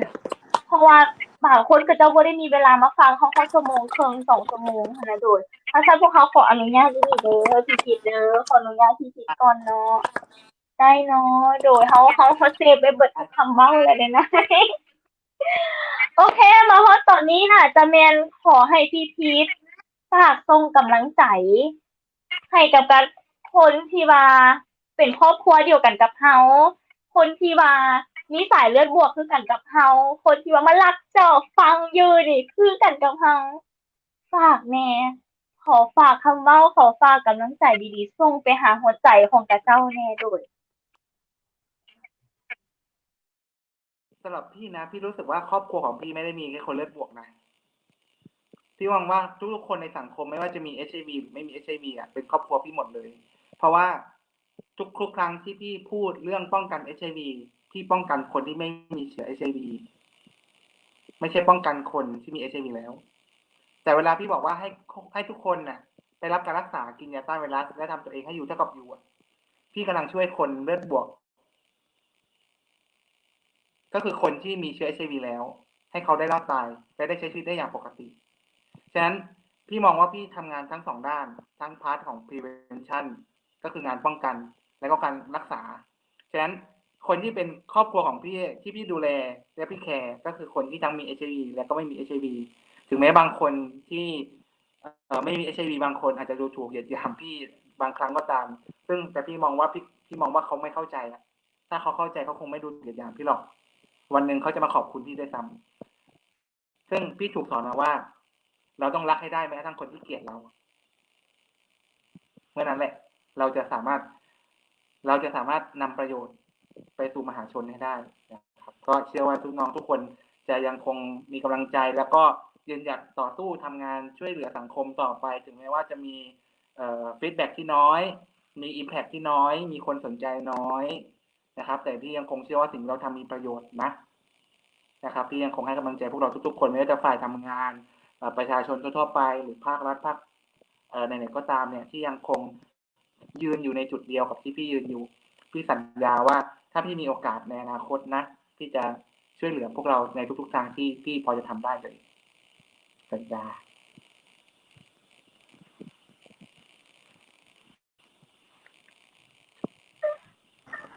สุดยอดอีหลีพี่พีท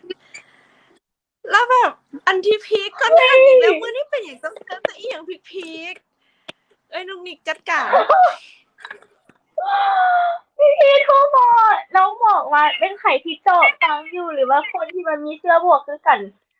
ก็เจ้าอาจจะเจาะฟังพวกเขาเว้าอยู่หั่นนะแล้วเราบอกว่าข่อยบ่ได้เจาะฟังเด้อข่อยตั้งใจเข้ามาฟังเพราะข่อยก็มีเลือดบวกคือกันโอ้ย อาจจะเว้าได้ว่าเป็นครั้งทำอิฐในเพจของเฮาที่ว่าสมาชิกของพวกเขาเองกล้ามาเปิดเผยตนเองอยู่กลางไลฟ์แบบนี้มันเป็นก้าวแรกอันหนึงของพวกเขาที่เป็นก้าวน้อยๆที่ว่ามันไต่ขึ้นไปเทื่อละน้อยขอบใจพี่พีท1,000 ครั้ง10,000 ครั้งล้านครั้งเลยที่ว่าเข้ามาเฮ็ดให้ชุมชนสมาชิกของคนลาวเฮาเองมีความกล้าหาญหลายขึ้นแล้วก็เห็นคุณค่าในตนเองหลายขึ้นขอบใจอีหลีพี่พีท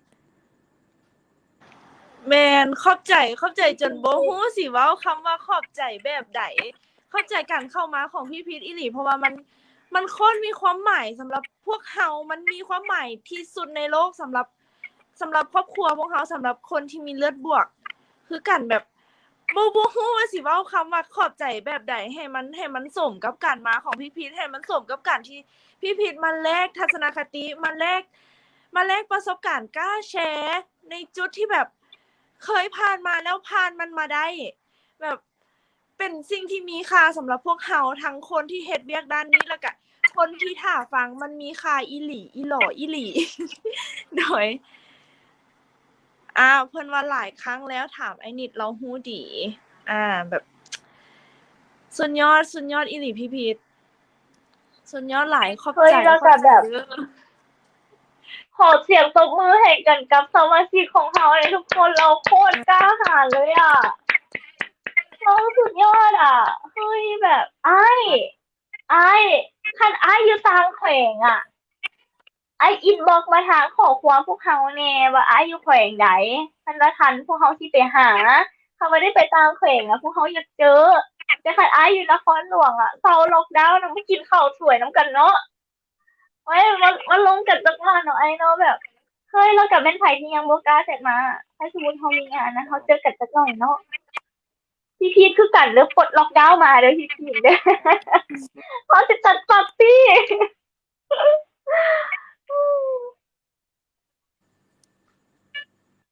สัญญาว่าจะไปเดี๋ยวจะไปกอดทุกคนเลย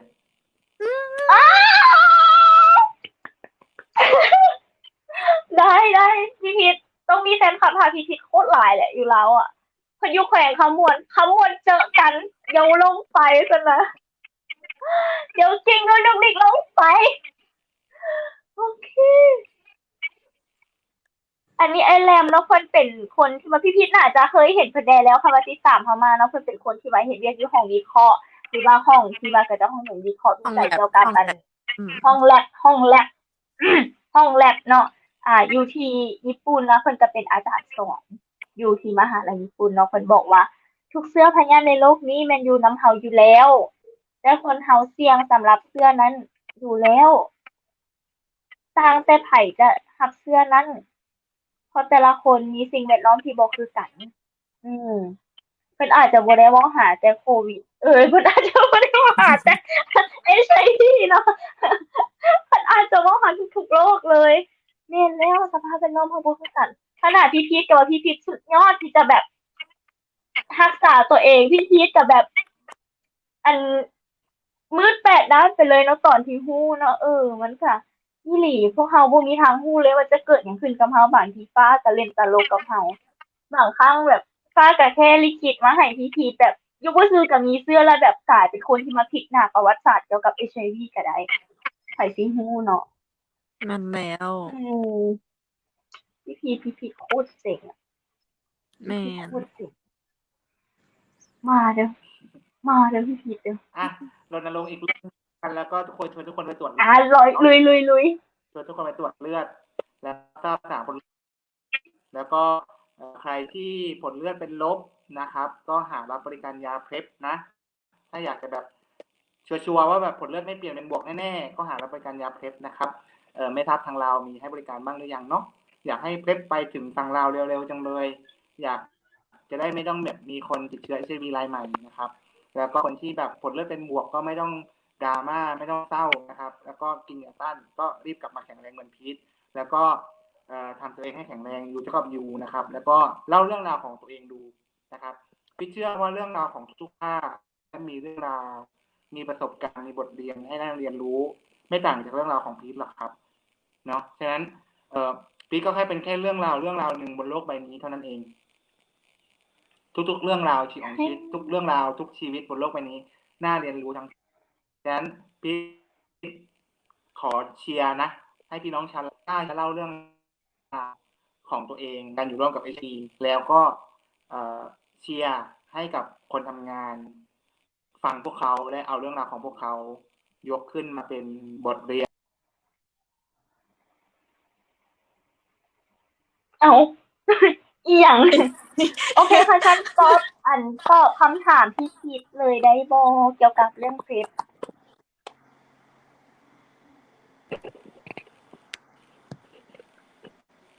พี่พีทคือเฮ็ดจังซั่นกำลังเว้าม่วนๆแล้วคือไปจังซั่น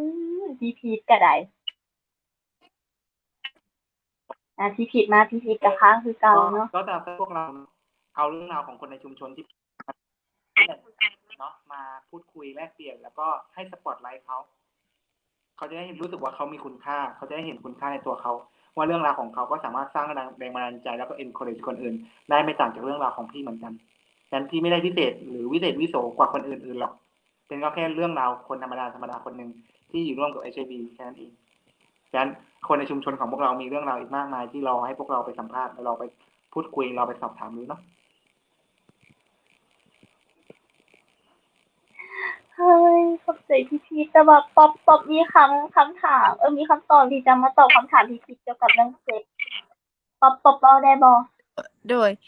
สำหรับยา PrEP และ PrEP เนาะสำหรับอยู่บ้านเฮานี่มันได้นำเข้ามาแล้ว แต่ก็ยังมีการจำกัดในการใช้เฉพาะกลุ่มซึ่งว่า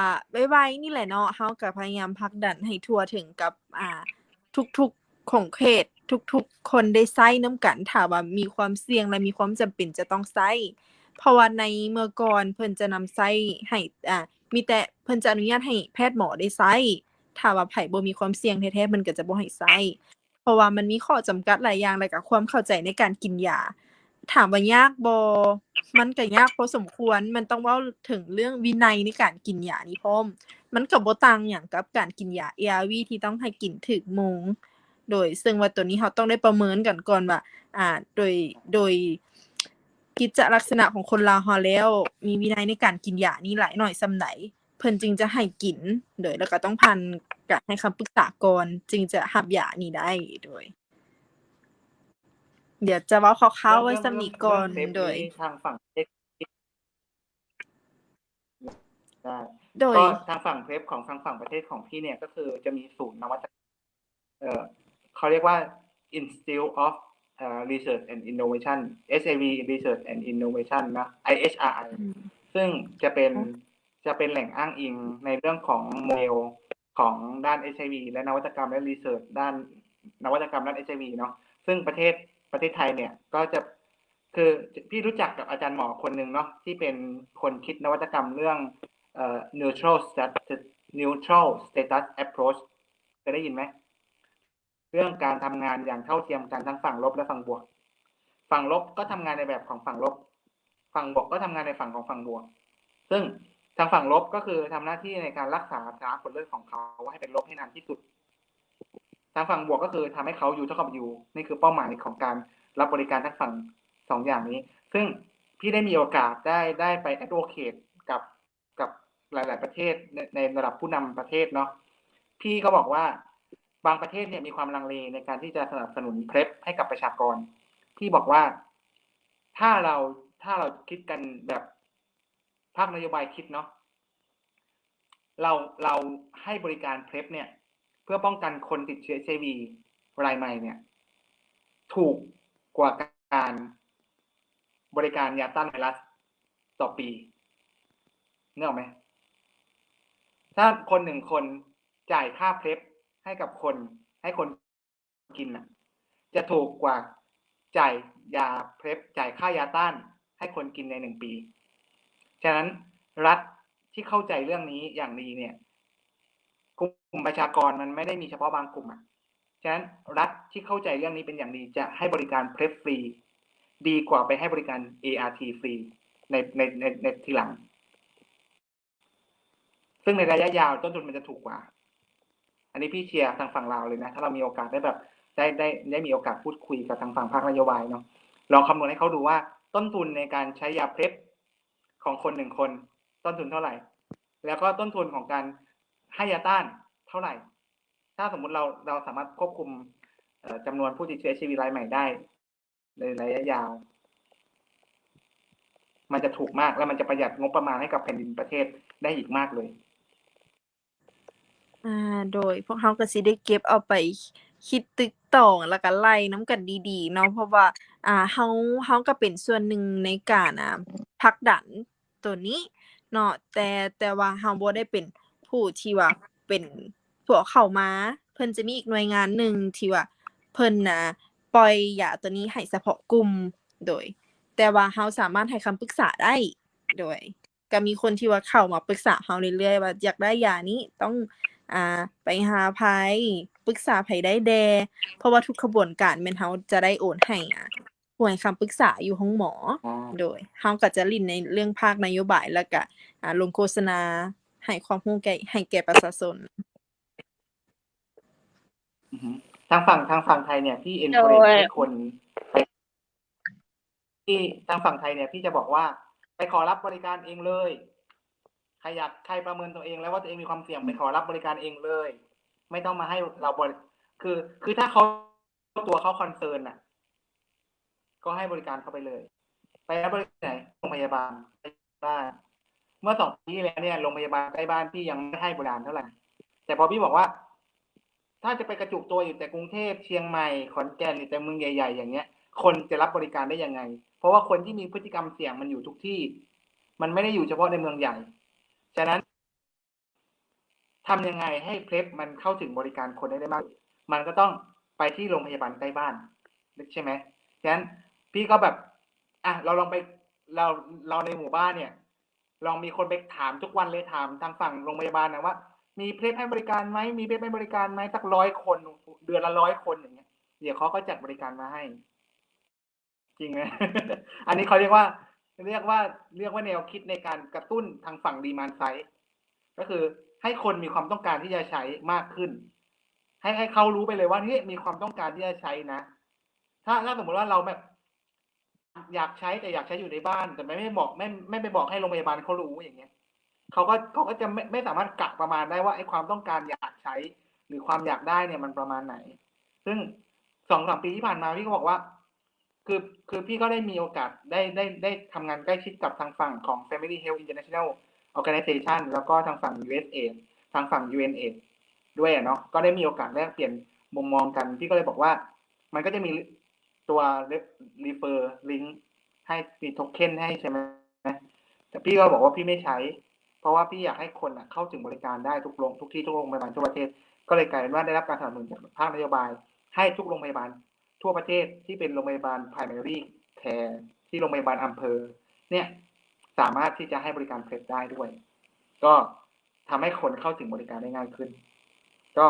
หวังว่าเราจะได้แบบเนาะต่อยอดกันไปแล้วก็แชร์ประสบการณ์การทำงานกันไป โดยก็สิได้เอาความคิดเห็นที่พี่พีชแลกเปลี่ยนให้เฮานี่ไปคุ้มคิดไต่ตองกันตื่มเนาะเพราะว่าเฮาก็ได้ความรู้ดีๆจากพี่พีชหลายอันแน่นสิเหลือเกินจดลิสต์บ่ทันแล้ว โดย โอเคค่ะสนุกนี่ขออนุญาตอ่านคอมเมนต์เป็นครั้งสุดท้ายเนาะก่อนที่ว่าจะจากลากันไปเนาะไอ้แรมที่เพิ่นเฮ็ดเวียกที่ห้องแลบเพิ่นก็บอกว่าสำหรับคนที่เฮ็ดเวียกเกี่ยวกับวิทยาศาสตร์การแพทย์คืออย่าปิดบังจงจริงใจให้ข้อมูลเพื่อให้นักวิทยาศาสตร์หรือนักค้นคว้าได้มีข้อมูลเพียงพอเพื่อช่วยกันเพิ่นว่าน่ะเพื่อน่าจะเอาไปแบบทดลองเพื่อเอาที่จะไปแบบค้นคว้าเพื่อจะเอาไปเป็นฐานข้อมูลในการวิจัยและสุดท้ายมาก็เพื่อเสาะหาทางออกที่ดีที่สุดให้กันกับสมาชิกของพวกเราและน่าจะแม่นอันนี้น่าจะแม่นแฟนคลับของพี่พีทบ่แน่ใจว่าพี่พีทรู้จักบ่เนาะอันนี้เพิ่นนำมาแต่ไทยบ่หรือแนวใดนี่นะ แม่นเนาะพี่ น่าจะหมายถึงการไม่อินฟอร์มข้อมูลอย่างตรงไปตรงมาของบุคลากรทางการแพทย์มากกว่านะอันนี้น่าจะเป็นประเด็นนี้ เพราะว่าเรื่องของยูเท่ากับยูเนี่ยยังคงเป็นปัญหาประจำที่เรื่องของบุคลากรทางการแพทย์ไม่อินฟอร์มหรือไม่ให้ความรู้เรื่องยูเท่ากับยูกับผู้รับบริการ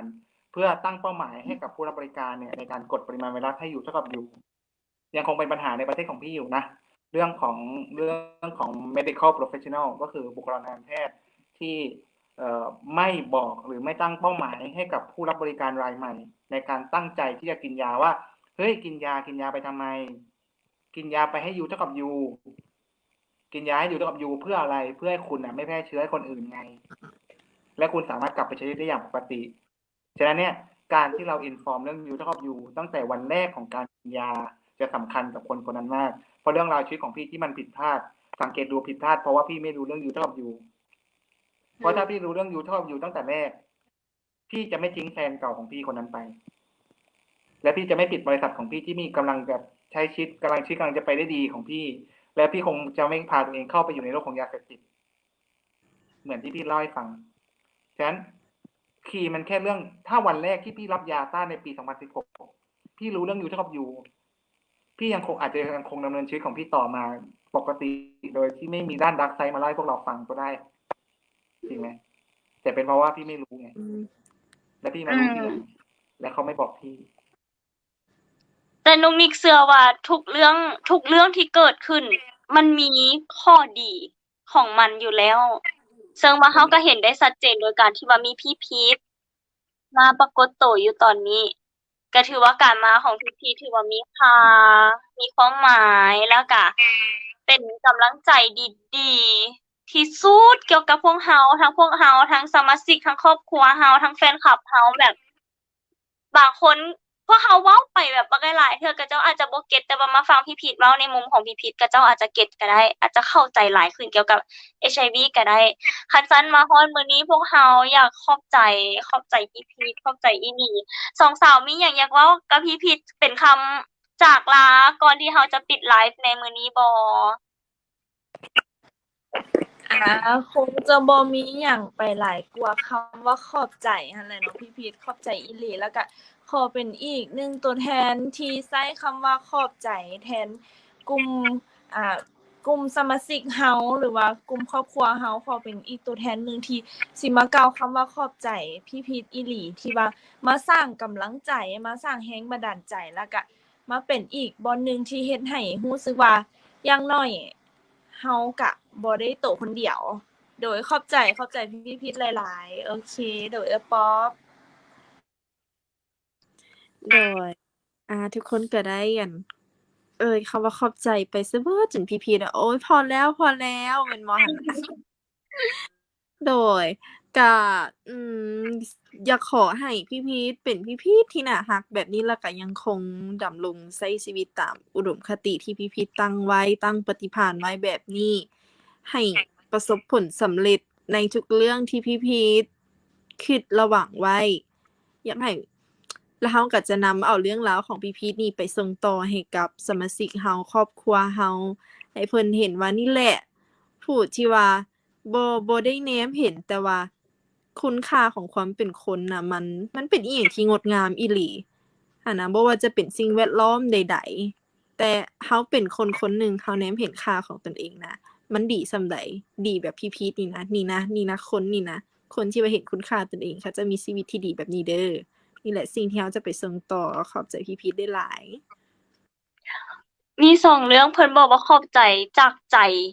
จริงเนาะเพิ่นว่าขอบใจอีหลีแล้วก็พี่พีทค่ะก็เห็นเสื้อพี่พีทโชว์เสื้อได้บ่เข้าใจก่อนหน้านี้บ่เข้าใจว่าป๊อปเว้าหยังว่าเสื้อพี่พีทมักเสื้อพี่ Hi proud to be HIV plus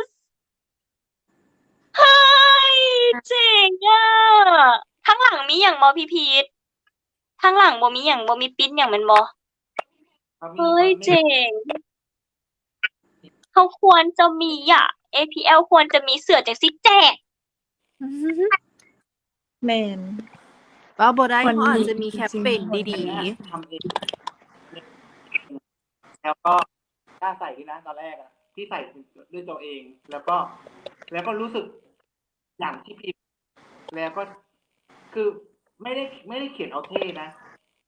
รู้สึกอย่างนี้จริงๆ รู้สึกภาคภูมิใจในสิ่งที่เราเป็นจริงๆ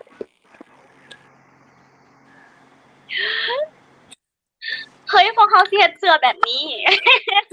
พวกเขาสิเฮ็ดเสื้อแบบนี้ เดี๋ยวพวกเขาไปซอกงบประมาณก่อน ขอไปซอกเงินก่อน แต่ว่ามื้อนี้มีความหมายอีหลีอีกครั้งหนึงแล้วก็อยากขอบใจเข้าใจหลายคนแล้วก็นั่นแหละมันก็ขอบใจอยู่ดี พี่พีทขอบใจอีหลีแล้วก็อยากฝากบอกทุกคนเนาะว่ามื้อนี้การไลฟ์ของเฮากับพี่พีทแขกบุรพศิลป์แล้วก็แขกกิตติมศักดิ์ของพวกเฮาได้จบลงฮอดเท่านี้แล้วเพิ่นก็ได้ฝากได้ say goodbye หลายอย่างเนาะคันซั่นมื้อนี้พวกเฮาทุกคนขอกล่าวคำว่าสวัสดีบ๊ายบาย